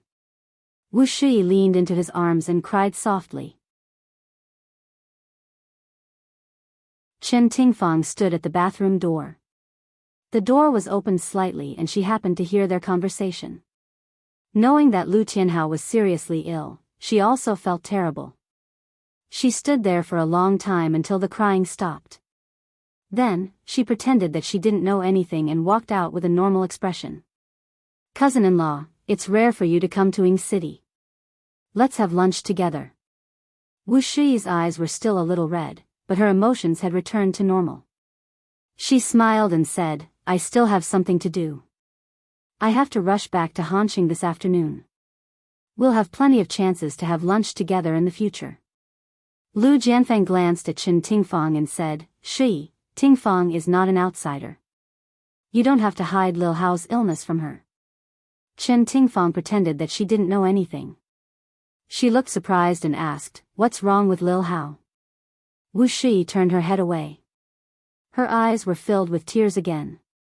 Lu Jianfeng said slowly, Lil Hao is sick. He has acute leukemia and needs a bone marrow transplant. I plan to transfer him to Ying City's People's Hospital. Bone marrow transplant? Have you found a bone marrow match? Not yet. But I believe that we will find one. Lil Hao will be fine. Yes, Lil Hao will be fine. Cousin-in-law, don't worry too much. Everything will be fine. Chen Tingfang sat beside Wu Shi and patted the back of her hand. I hope so. During the prison visit, Chen Tingfang told Yi Zhisu about Lu Tianhao's illness. Yi Zhisu immediately suggested a blood test to see if her bone marrow was a match with Lu Tianhao's. After all, they were close relatives. Perhaps they could be a match. Soon, the prison approved her blood test. Lu Jianfeng, his wife, and Chen Tingfang were all looking forward to the test. They hoped that it would be a match. However, things didn't go according to their wishes. The test results showed that their bone marrow match was less than 5 points. This meant that the success rate of the surgery was very low. Lu Jianfeng didn't dare to let his son take the risk unless it was absolutely necessary. He thought that there would be a way to find a bone marrow match for his son. Wu Shi burst into tears. All her relatives and friends had done blood tests. Their bone marrow match with Lil Hao's bone marrow was less than 5%. Lil Hao was still so young. Was there really no hope? Yi Zhisu was also very sad. After spending a few months in prison, she clearly understood the value of life. Lil Hao was still so young. She looked at the test report in her hand and sighed dejectedly. It would be great if I could get my friends to do the test. Oh, and Uncle Ji and Yuqi. At least, there's more hope. Chen Tingfang's eyes lit up. She suddenly remembered that Ji Bowen was very concerned about his family's health. Every May, he would organize a full-body checkup for his family members. Even the servants of the Ji family had the right to a free checkup. If she persuaded him to do the checkup in advance, it should be fine. That night at dinner, Chen Tingfang said with a smile, Bowen, I've been feeling tired lately. I plan to do a full-body checkup. Ahan and Yuqi haven't had a checkup in a long time. When are you free? Let's go together. Ji Yuqi looked up at her and said slowly, Auntie Chen, we used to have a checkup in May. This year, I plan to do it again. Ji Yunhan raised his hand. I plan to do it in May too. 2 months in advance is nothing. Bowen, you should also have a checkup. During this period of time, your complexion is not very good. Ji Bowen glanced at her and wanted to say that his complexion was not good because too many things had happened at home. After thinking about it, he held back. He wiped the corner of his mouth with a napkin and said, in that case, let's do the checkup in advance this year. Butler, make an appointment with the hospital. It's best if it's a day off. Yes, master. Chen Tingfang was very happy that she had achieved her goal. She poured a bowl of soup for Ji Bowen and was very attentive. Ji Yuqi's brows furrowed, but they quickly relaxed. She used the spoon to slowly stir the hot soup in the bowl, trying to guess what she was up to again. What? Vice President Qing had gastric bleeding and was sent to the hospital? Ji Yuqi received a call from her secretary. She was so angry that her face turned green. She took Shenji's hand and walked quickly to the car. She suppressed her anger and said, I'm going to the hospital to visit Qingsang. That idiot Qingsang actually had gastric bleeding because of her business partner. If she has a bad stomach, she should drink less. How could she be so honest? Shenji opened the car door for her and said calmly, don't worry. She has always been in good health. It's just gastric bleeding. She won't die. Come and see. Songshu 566.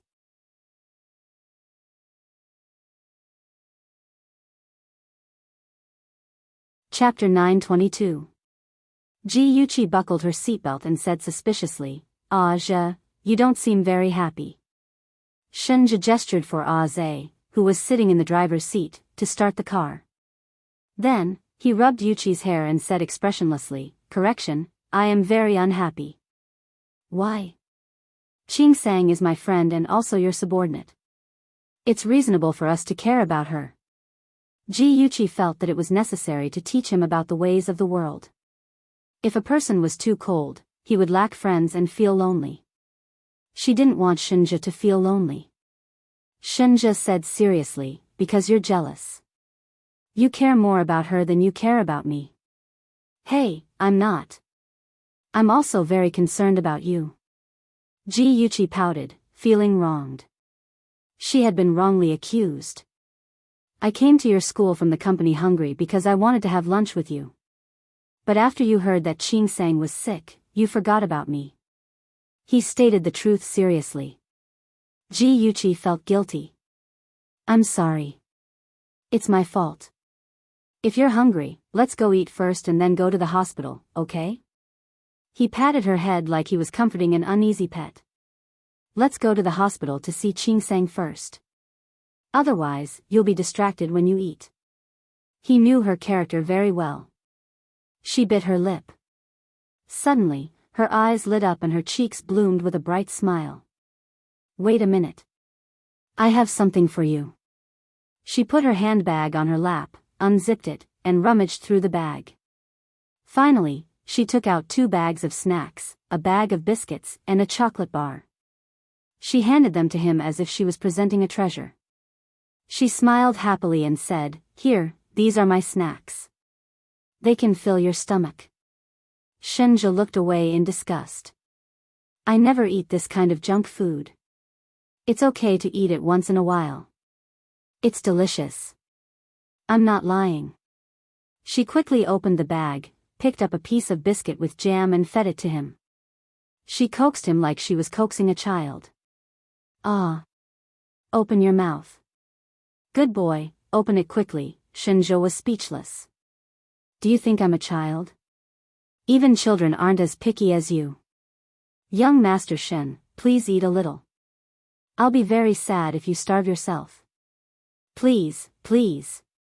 She almost climbed on top of him, one hand on his chest, the other holding the biscuit to his mouth, a pair of beautiful eyes quickly blinking, like the bright stars in the sky. His face was dark. "Feed me." Okay, open your mouth." "It's not like that, with your mouth, feed it." She was blushing S's lips, SSSS. Then, he bit by bit until her fingers finger her fingers.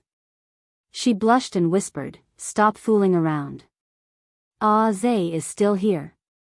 Ah Zay didn't hear or see anything. His eyes were focused in front of him. As a competent bodyguard and killer, he was very professional. He absolutely didn't see or hear anything indecent. Listen, that didn't seem to be something he could control. Yuchi was very worried about Qing Sang. She thought she would see her lying weakly on the hospital bed.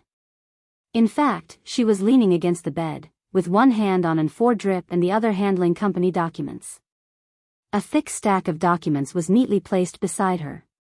Even when she heard someone come in, she didn't raise her head.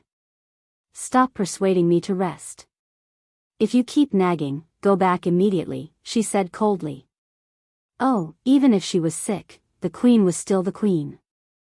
Her aura was strong and imposing. Yuchi couldn't help but laugh. She approached her in her high heels. "Queen Qing Sang, who are you angry with? Don't tell me it's Yulei."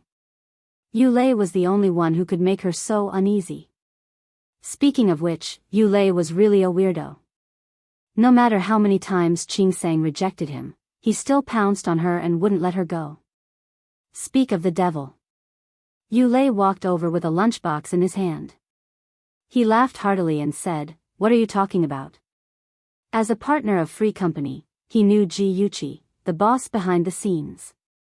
He also heard about her relationship with young Master Shen. So, he smiled and nodded at the two of them. Then, he turned his gaze to Qing Sang. Obviously, he wanted Qing Sang to answer his question. Qing Sang put down the documents in her hand and said coldly, "I said, if you disturb my work again, I'll throw you out." Ji Yuqi face-bombed. She couldn't bear to look at the queen's aura. Brother Yulei, hang in there. She thought Yulei would be frustrated. She didn't expect him to turn from a sunny guy to a loyal dog in the next second. His invisible tail wagged behind him, and he smiled cutely. Ah, Sang, you're the most charming when you're working. But if you don't eat, you won't have the energy to work. So, put your work aside and eat first. We have your favorite vegetable porridge today. Ji Yuqi widened her eyes.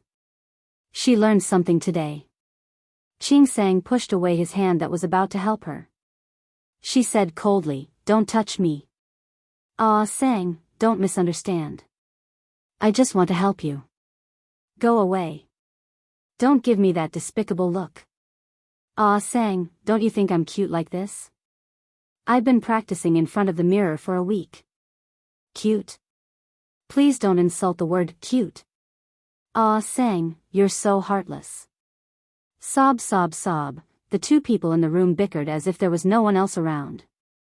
Ji Yuqi felt that she was particularly unnecessary. Shenja stood beside her and said in a low voice, "See? She's doing very well. You can rest assured now." Yeah, as long as Qing Sang is fine. Let's go. Don't disturb them. Ji Yuqi smiled wickedly and secretly held Shenja's hand. They had already walked to the door when Qing Sang suddenly said, boss, thank you for coming to see me. I'm fine." Ji Yuqi didn't expect Qing Sang to thank them personally. She raised her eyebrows and smiled. She turned her head and teased, "With Yulei taking care of you, we can rest assured. Rest well. You can rest for as long as you want." Qing Sang's face darkened. "Don't put me together with him." Yulei beamed. "Thank you, Miss Ji. Ah, Sang will go back to work when she recovers." Qing Sang glared at him. "Hey, if you don't speak, no one will think you're mute." What did he mean by "Ah, Sang"? She was her. It had nothing to do with him. Ji Yuqi laughed loudly. They really were a pair of quarrelsome lovers. I can see that Yulei really likes Qing Sang. Unfortunately, Qing Sang doesn't like him, Ji Yuqi said softly to Shenja in the corridor with their fingers interlocked. Shenja held her hand tightly. It's not that Qing Sang doesn't have feelings for Yulei. It's just that she's used to being cold and doesn't know how to get along with others. Just like when he first fell in love with her, he was a little flustered and a little helpless. He didn't know how to like someone. Ji Yuqi looked up at him and smiled. I really hope they can be happy together. Maybe they will. As long as Yulei continued to pester her, Qing Sang would be captured by him sooner or later. After entering the elevator, Ji Yuqi saw the door of the office closest to the elevator open. A tall and straight man walked out holding a little girl's hand. Behind them was a doctor in a white coat. The man put on his sunglasses and nodded at the doctor. "Dr. Han, thank you for your hard work." "You're welcome. This is what I should do. Please take care." The elevator door closed slowly, blocking Ji Yuqi's line of sight. She narrowed her eyes slightly, and the corners of her lips curved into a cold smile. It was Lu Jianfeng. What was he doing at the hospital? A black car stopped by the side of the road. Lu Jianfeng, dressed in a black suit, held the little girl's hand and walked to the front of the car. When he opened the door, the little girl looked up and said with anticipation, "Uncle, I'm very obedient today. Can I go to the amusement park to play?" Lu Jianfeng bent down and picked her up. A faint smile appeared on his face. "Uncle is not free today. Next time." "Oh." Although it was a pity, the little girl nodded obediently and said sweetly, "As long as I can see Uncle every day, even if I don't go to the amusement park, I'll be very happy." "Good girl." He kissed her on the cheek, put her in the passenger seat and buckled her seatbelt. Ji Yuqi sat in Shenja's car and watched the car in front of her drive away. She frowned slightly. That little girl looked at most 8 years old. What was her relationship with Lu Jianfeng? Why did he bring her to the hospital? Shenja glanced at the disappearing car. If you're curious, let Liang Yu check it out. Okay. On Saturday, Ji Bowen took the whole family to the hospital for a physical examination. The doctor at the reception was an old acquaintance of the Ji family. He chatted and laughed and easily completed the full-body examination. 3 days later, the hospital sent the medical report to the Ji family. Chen Tingfang had told the housekeeper to send the medical report to her as soon as he received it, so she was the first to open the envelope. There was a thick stack of medical reports inside. She looked through them carefully and finally found a different one. It was a bone marrow match analysis. The list showed that the bone marrow of everyone in the Ji family was compatible with Lu Tianhao's bone marrow. The highest match was Ji Yunhan, as high as 80%. Chen Tingfang's eyes shone with ecstasy. Her fingers trembled as she held the thin piece of paper. After a minute, she suppressed the excitement in her heart and quickly put everyone's medical reports into an envelope. Then, she used a lighter to burn the results of the match and turned it into ashes. Her fingers trembled slightly and she dialed Lu Jianfeng's number. Hello, cousin. Let me tell you a piece of good news. Ji Yunhan and Xiao Hao's bone marrow match is 80%. Xiao Hao can finally undergo a bone marrow transplant. Lu Jianfeng was also very excited. His knuckles turned white as he held the phone. He sounded anxious. Is that true? Chen Tingfang's eyes reddened. She nodded and said, It's true, cousin. Hurry up and tell cousin-in-law and Xiao Hao this good news. Tingfang, thank you. Thank you for everything you've done. His voice was low and full of gratitude. Cousin, you don't have to be so polite. We're family. After ending the call, Chen Tingfang let out a long sigh of relief. Previously, she had discussed with her cousin and bribed the person in charge of the medical report to do a HLA test on everyone in the Ji family. The results showed that Ji Yunhan and Xiao Hao's bone marrow match was the highest. Now, the most important thing was how to persuade Ji Yunhan to donate his bone marrow. When Chen Tingfang thought of this problem, her head started to hurt. Previously, she had shed all pretense of cordiality with Ji Yuqi and her brother, and had done many things to hurt them. Now that she wanted to ask Ji Yunhan for help, she was afraid that they wouldn't agree. She thought about it and finally decided to test it out first. That night, after dinner, Chen Tingfang took out the medical report and handed it to everyone one by one. After confirming that everyone was healthy, she let out a sigh of relief and sighed. I saw the news this afternoon. It said that a young man had acute leukemia and needed a bone marrow transplant. His parents and brother had their bone marrow matched and the results showed that the two brothers were a high match. At first, the young man's brother was willing to give him a bone marrow transplant, but later, his brother chickened out and the doctor had no choice but to transplant his father's bone marrow to him. In the end, the bone marrow transplant failed and the young man had a very serious rejection reaction. He died in less than 2 months. Ji Bowen had seen the fickleness of human nature and sighed. In today's society, the relationship between siblings is very thin. Ji Yunhan raised his eyebrows and said with a smile, Dad, you don't have to use this matter to educate Sis and me. We definitely won't be like that pair of brothers. If Sis needs it, let alone bone marrow, even if it's my cornea or kidney, I will donate it to her without hesitation. I think it's the same for you, sister. Am I right, sister?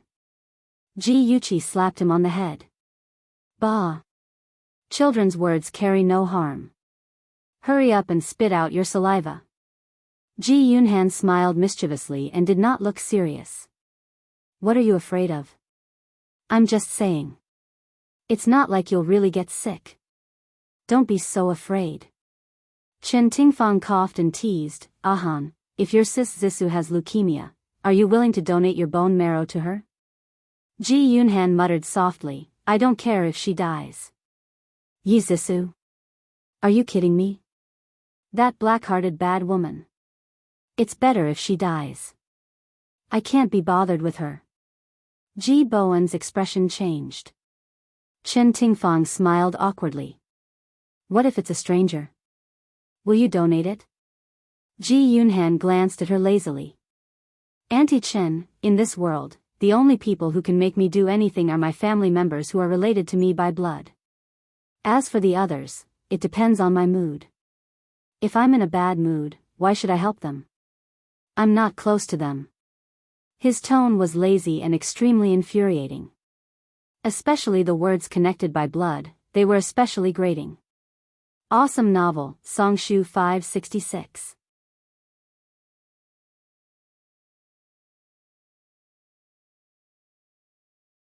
Chapter 923. Chen Tingfang felt a mouthful of blood in her chest. She was so frustrated that she could die. After a while, she squeezed out a few words from between her teeth. Really? Huh. Ji Bowen's expression became serious. He said slowly, Ahan, your feelings for your family are very good. However, you can't be heartless towards outsiders. If you can help them, help them. Don't act according to your whims. Do you understand? I understand, Dad. I'm just kidding. Ji Yunhan's indifferent attitude made Chen Tingfang's heart sink. She knew that Ji Yunhan was serious. He would never help someone he did not like. Even if Ji Bowen was suppressing him, he would still not listen. Moreover, would Ji Bowen really help her persuade Ji Yunhan? She was really doubtful.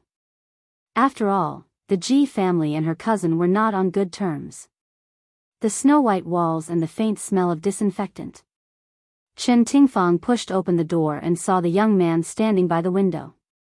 His dark hair covered his forehead. His bright eyes were filled with melancholy. His face was as pale as snow. When he saw her, the melancholy in his eyes was immediately replaced by a smile. Aunt, you're here. Chen Tingfang shook the bag in her hand and smiled. I brought you a game console today. You won't be so bored anymore. Lu Tianhao cheered, yay, that's great. I used to want to play games, but Mom wouldn't allow it. She said that it would affect my studies. Now I don't have to worry. I can play games to my heart's content. On his handsome face, there was a bright smile on his face. Chen Tingfang felt her heart ache when she saw that he was pretending to be cheerful. Lil Hao was still a child. How could he not be afraid when faced with the threat of death? In order not to worry the adults, he would only show his negative emotions when he was alone. The room was very quiet. Only the sound of the game console could be heard. Wu Shi looked at her son sympathetically.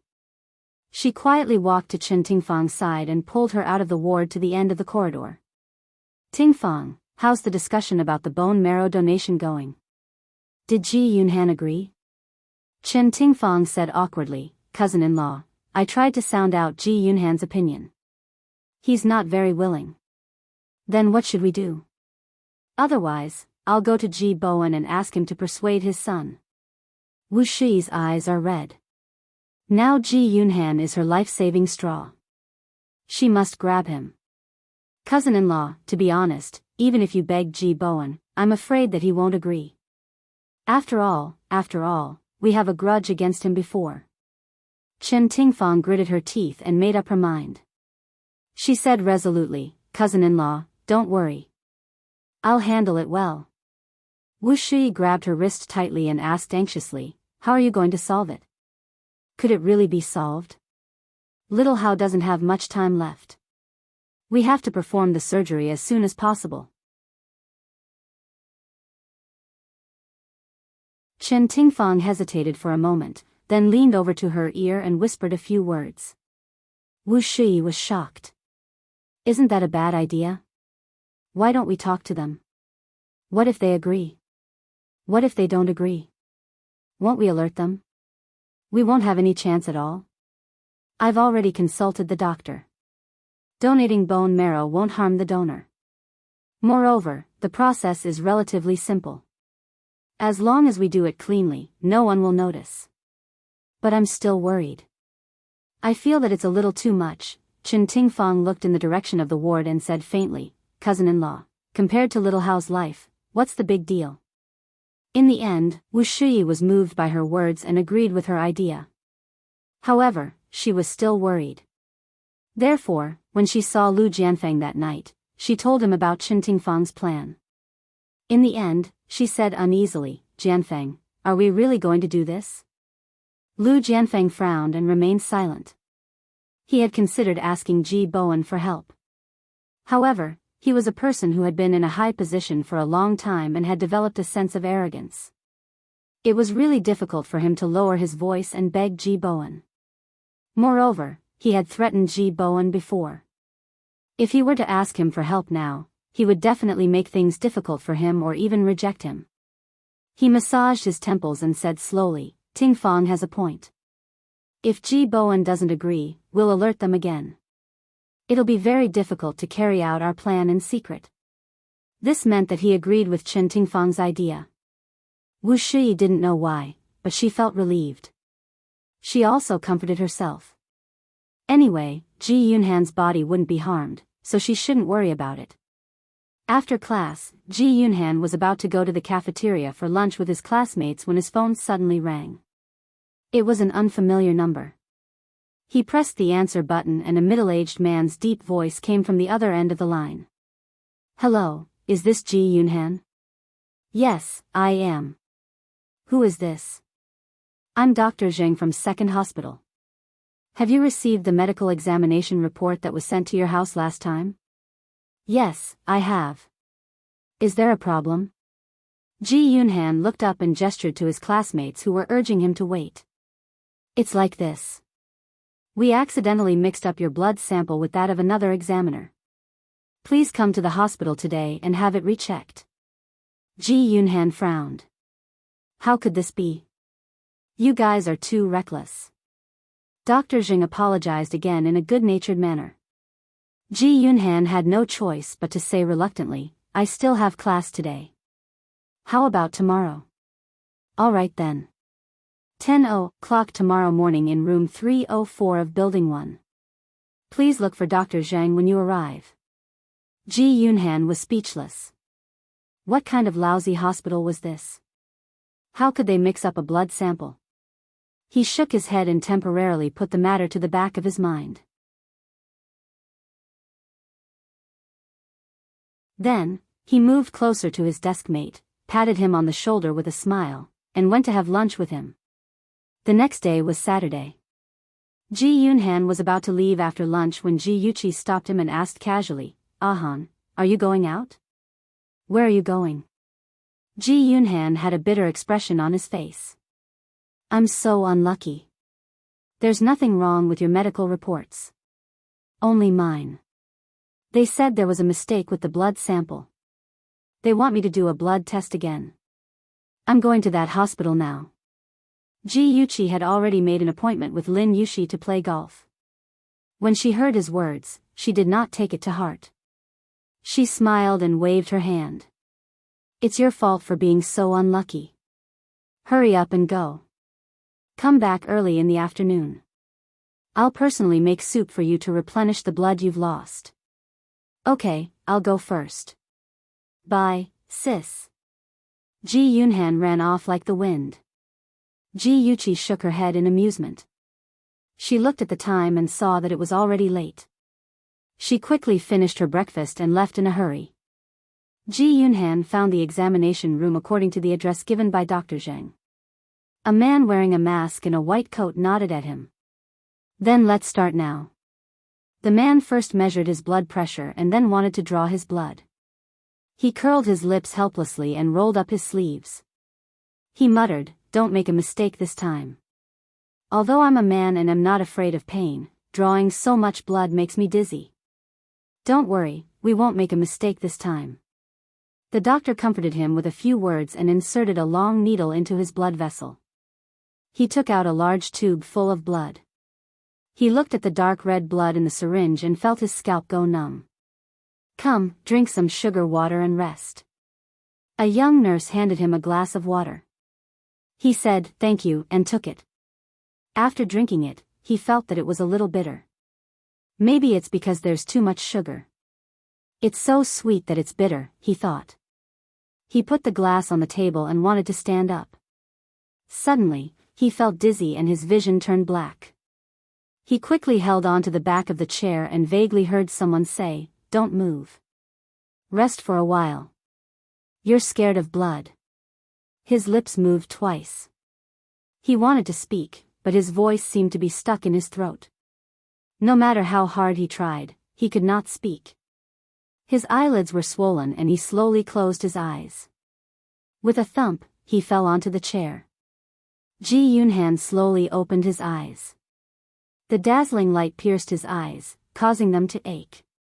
He reflexively closed them, then slowly opened them again. The nurse's gentle voice entered his ears. "Ah, you're awake. You suddenly fainted. You gave us a fright." He turned his head and looked at the nurse standing at the head of the bed. "I fainted?" he asked in a daze. The nurse's eyes curved. "Yes, you fainted. You've been asleep for 2 hours. Are you okay? Do you want me to inform your family?" "I'm fine." "There's no need to inform my family." Ji Yunhan felt numb all over. It was as if he had been electrocuted. There was also a sharp pain in the back of his buttocks. He sat up with his hand on his forehead and slowly got off the bed. When he stood on the ground, he felt a sharp pain in his buttocks. He must have accidentally pulled something. Strange. He did not get an injection. Why does his buttocks hurt? He looked at the nurse in confusion. "Did you do anything to me after I fainted?" The nurse blinked quickly. "We just carried you to the bed. What's wrong? Do you feel uncomfortable anywhere?" Ji Yunhan's cheeks reddened. He could not say that his buttocks hurt in front of a girl. Perhaps he had slept for too long and hurt his buttocks. He shook his head. "I'm fine. When can I receive the blood test report?" "We'll mail it to your house in 3 days." "Okay, thank you. Goodbye." He took out his phone from his trouser pocket as he walked to the door. When he saw that it was a call from his sister, he quickly dialed her number. "Sis, you were looking for me just now. What's up?" When she received his call, Ji Yuchi's car was parked in the hospital's parking lot. She opened the door and got out of the car. "Ahan, I happened to be around the hospital, so I picked you up to go home. Are you done with your checkup?" "I'm done. I'm going down now." "That's good. I'll wait for you in the hospital garden. Come down quickly." Ji Yuchi hung up the phone and strolled around the hospital garden. 2 beautiful nurses carrying folders walked over, laughing and chatting. One of the nurses wearing glasses whispered, "You don't know yet, right? The leader with the surname Lu has transferred his son to our hospital." "You're talking about Lu Jianfeng? Oh my god, what illness does his son have? Why haven't I heard about it in the news? Are you dumb? Who is Lu Jianfeng? He definitely has to keep it a secret. How could he let the media know about his son's illness? But then again, his son is really lucky. He has acute leukemia. When he was transferred to our hospital, a volunteer was willing to donate his bone marrow. I heard that the bone marrow transplant operation will be carried out today. TSK, TSK. That volunteer, don't tell me he's aiming for their power. As long as he donates his bone marrow, he'll be the benefactor of the Lu family. Won't he be related to the Lu family in the future? Don't talk nonsense. That volunteer has a powerful background too." The nurse wearing glasses leaned over and whispered a few words in her companion's ear. Her companion immediately screamed, "What? The donor is from the Ji family? Shoo, lower your voice. Are you trying to kill me? This is a secret. You can't tell anyone. Remember, don't tell anyone." I know. Don't worry. I'm very tight-lipped." The voices of the 2 nurses gradually faded away. Ji Yuchi flashed out from behind the tree. Her face was extremely gloomy. Different images kept appearing in her mind. Ahan, if your sister Zissou has leukemia, are you willing to donate your bone marrow to her? What if it's a stranger? Will you donate? I'm so unlucky. Your medical reports are all fine except mine. They said that the blood sample was wrong and asked me to do a blood test again. What? The donor is from the Ji family? Several voices echoed in her ears, and different scenes lingered in her mind.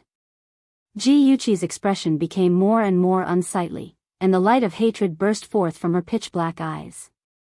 She clenched her fists tightly, and a cold aura emanated from her body, causing those who approached her to shiver uncontrollably. When Ji Yunhan found her, he was frightened by her vicious gaze. He quickened his pace and walked in front of her. Concerned, he asked, "Sister, what's wrong? Are you okay?" Ji Yuqi suddenly turned to look at him. Her eyes were incomparably complicated. There was regret, annoyance, and fear. He touched his nose inexplicably. "Sister, what's wrong with you? Did my future brother-in-law make you angry?" She suddenly hugged him. Her arms tightly clasped on his back. Her voice was mixed with pain. "I'm sorry, Ahan. I was too careless." "Sister," she didn't say anything. After a long time, she slowly let go of him.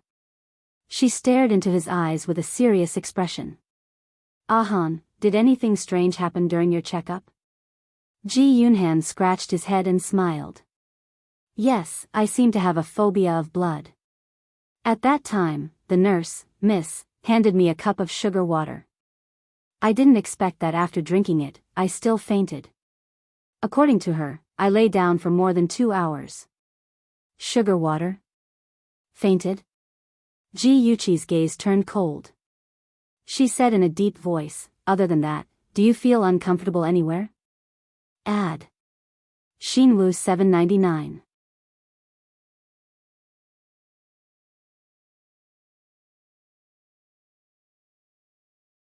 Chapter 924. Cough, cough. Above my butt, below my lower back, it hurts a little. Ji Yunhan did not want to talk about such a shameful place, but when he saw his sister's serious expression, he unknowingly told the truth. Ji Yuqi had once watched a television program that explained the knowledge of bone marrow transplants. She knew that the location of the bone marrow extraction was where Ahan felt the pain in his ilium. Chen Tingfang, Lu Jianfeng, those two bastards, how dare they treat Ahan like this? They used such a despicable method to drug Ahan and steal his bone marrow. If Lu Tianhao did not need bone marrow, but a liver, a kidney, or a heart, would those two bastards also remove Ahan's internal organs without hesitation? Ji Yuqi exploded like a volcano. She clenched her fists and roared, "Damn it, Chen Tingfang, Lu Jianfeng, they went too far." "Sister, what are you talking about?" Ji Yunhan was confused. She suddenly grabbed his hand and dragged him to the hospital. She said angrily, "Come with me." "Which doctor did the examination for you? Tell me." "Hey, sister, don't drag me. I'll walk by myself." "What's going on? You have to tell me clearly." Ji Yuqi did not answer. She clenched her teeth tightly. She was afraid that if she opened her mouth, she would not be able to resist cursing those two bastards. She dragged her brother all the way until they entered the elevator. Only then did she manage to suppress her anger. She faced her brother and told him her suspicions. "Ahan, Lu Jianfeng's son has acute leukemia and needs a bone marrow transplant. I suspect that your bone marrow matches his. And just today, your bone marrow was extracted." Ji Yunhan was shocked. He widened his eyes in disbelief. "How did you know?" Ji Yuqi clenched her fists and told him her deduction concisely and quickly. She said, "Although it's just my speculation, it's very likely to be true. Later, I'll verify it with the doctor who extracted your blood." The examination room. "Yes, Madam Chen. I've taken care of it. Don't worry, I'll keep it a secret." Dr. Zheng stood facing the window and spoke to the person on the other end of the phone. Suddenly, with a bang sound, the door was pushed open heavily. He turned his head in surprise and saw the two people walking in through the door. His expression changed immediately, and he quickly said to the person on the other end of the phone, "I have an accident here. I'll hang up first." Dr. Zheng glanced guiltily at the expressionless Ji Yunhan before shifting his gaze to the equally expressionless Ji Yuqi. He gripped his phone tightly and tried to maintain a calm smile on his face. "Is there anything I can help you with? You're the Dr. Zheng who drew my brother's blood, right? I have a question for you." Ji Yuqi coldly stared into his eyes, as if she wanted to see through his eyes and see through his internal organs. Dr. Zheng broke out in cold sweat. "I don't dare to ask." "What's the question, Miss Ji?" "Please ask." Ji Yuqi looked at him coldly and said sternly, "Let me ask you, who gave you permission to extract my brother's bone marrow without permission? Who gave you the right to do so?" Cold sweat broke out on his forehead, but his expression was calm. "Miss Ji, what do you mean by that? I've never extracted your brother's bone marrow." Ji Yuqi said sternly, "Good, very good. It doesn't matter if you don't admit it. My brother's iliac bone must still have a needle hole. We can find evidence of your crime through an X-ray examination." Then, she turned to Ji Yunhan. "Ahan, let's do the examination now. I want those who stole your bone marrow without your permission to pay the price." "Miss Ji, please wait." Dr. Zheng rushed forward and blocked their way. He said anxiously and painfully, "I admit that I did extract Ji Yunhan's bone marrow, but Madam Chen told me that Ji Yunhan agreed to donate his bone marrow, so Ji Yuqi said sternly, "Did Chen Tingfang really say that?" Dr. Zheng quickly explained, "Yes, she said that Ji Yunhan agreed to donate his bone marrow, but Mr. Ji Bowen didn't know about it. Therefore, she wanted me to collect the bone marrow this way to prevent Mr. Ji Bowen from finding out.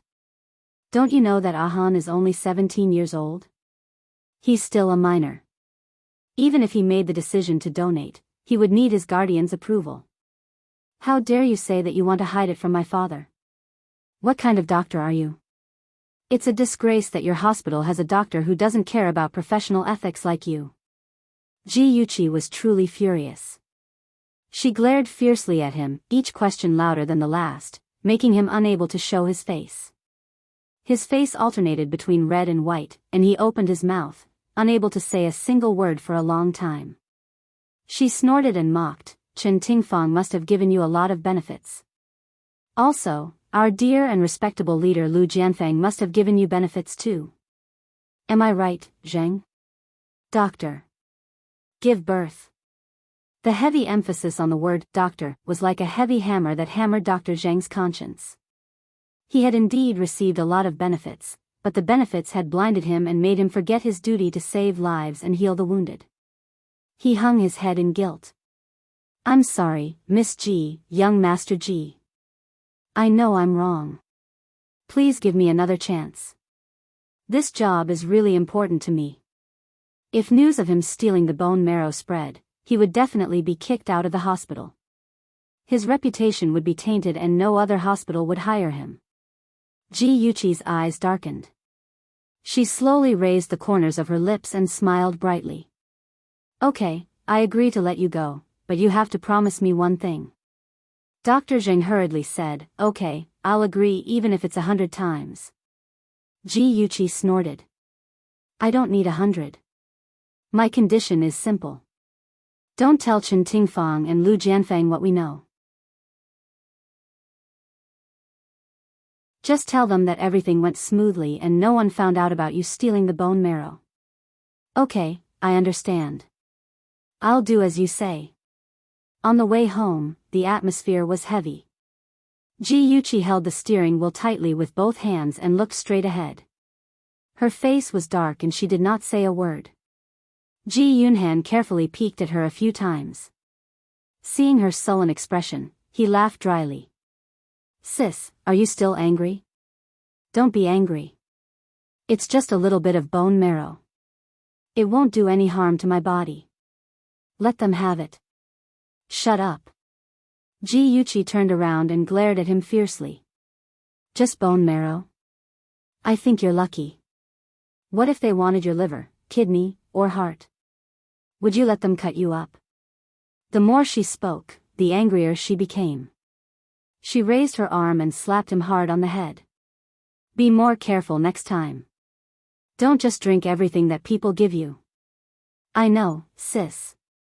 You're so fierce. My butt still hurts.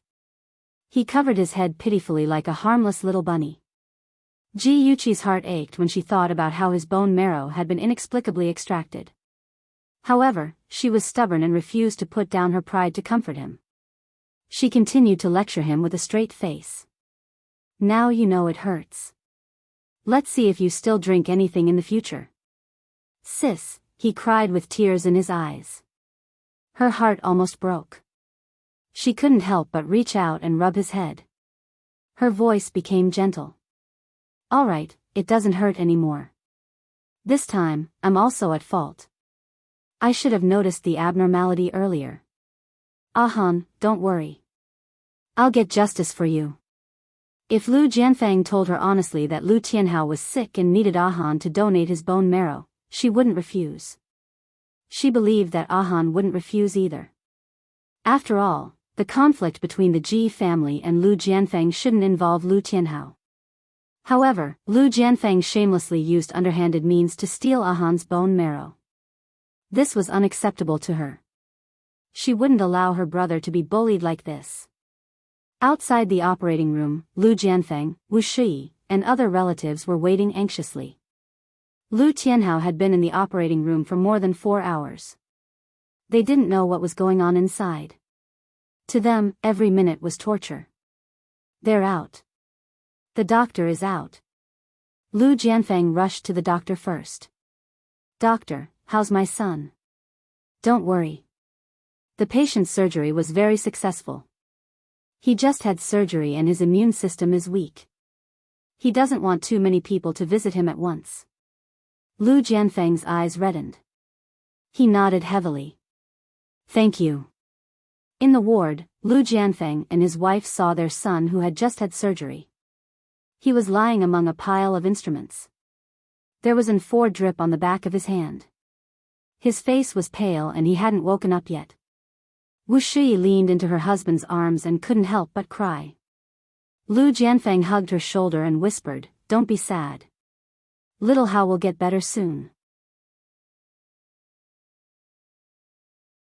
Chen Tingfang, who had been waiting anxiously at home, heard that the surgery was a success. She locked herself in the room and danced with joy. On the other hand, Ji-Yuchi got a piece of information from Liang Yu. The little girl that Lu Jianfeng brought to the hospital that day was called Wang Yingying. Her mother, Wang Menghan, was a teacher at Chenxi Kindergarten. It was said that she used to live in Hansheng and had just moved to Ying City. When Ji-Yuchi saw Wang Menghan's photo, her eyes narrowed. She couldn't believe what she saw. The woman carrying the child in the photo looked very similar to Chen Tingfang. Something flashed through her mind. She asked hurriedly, "Liang Yu, what's the relationship between Wang Menghan and Lu Jianfeng?" Liang Yu was silent for 2 seconds and said, "Actually, I've been secretly monitoring Wang Menghan and Lu Jianfeng. I found out that the two of them have only met once. It was when Lu Jianfeng sent Wang Yingying to Wang Menghan's place. Moreover, Lu Jianfeng stayed at her place for less than 10 minutes. The two of them seemed to be just ordinary friends." Ji-Yuchi's gaze turned cold. She stared at the photo in her hand. She didn't believe that Lu Jianfeng and Wang Menghan's relationship wasn't that simple. Just the fact that Wang Menghan looked so similar to Chen Tingfang was very suspicious. Ad Hongcha 866. You're tuning into the Romantic Tales YouTube channel. Don't forget to subscribe and join us on this journey to catch the most captivating stories.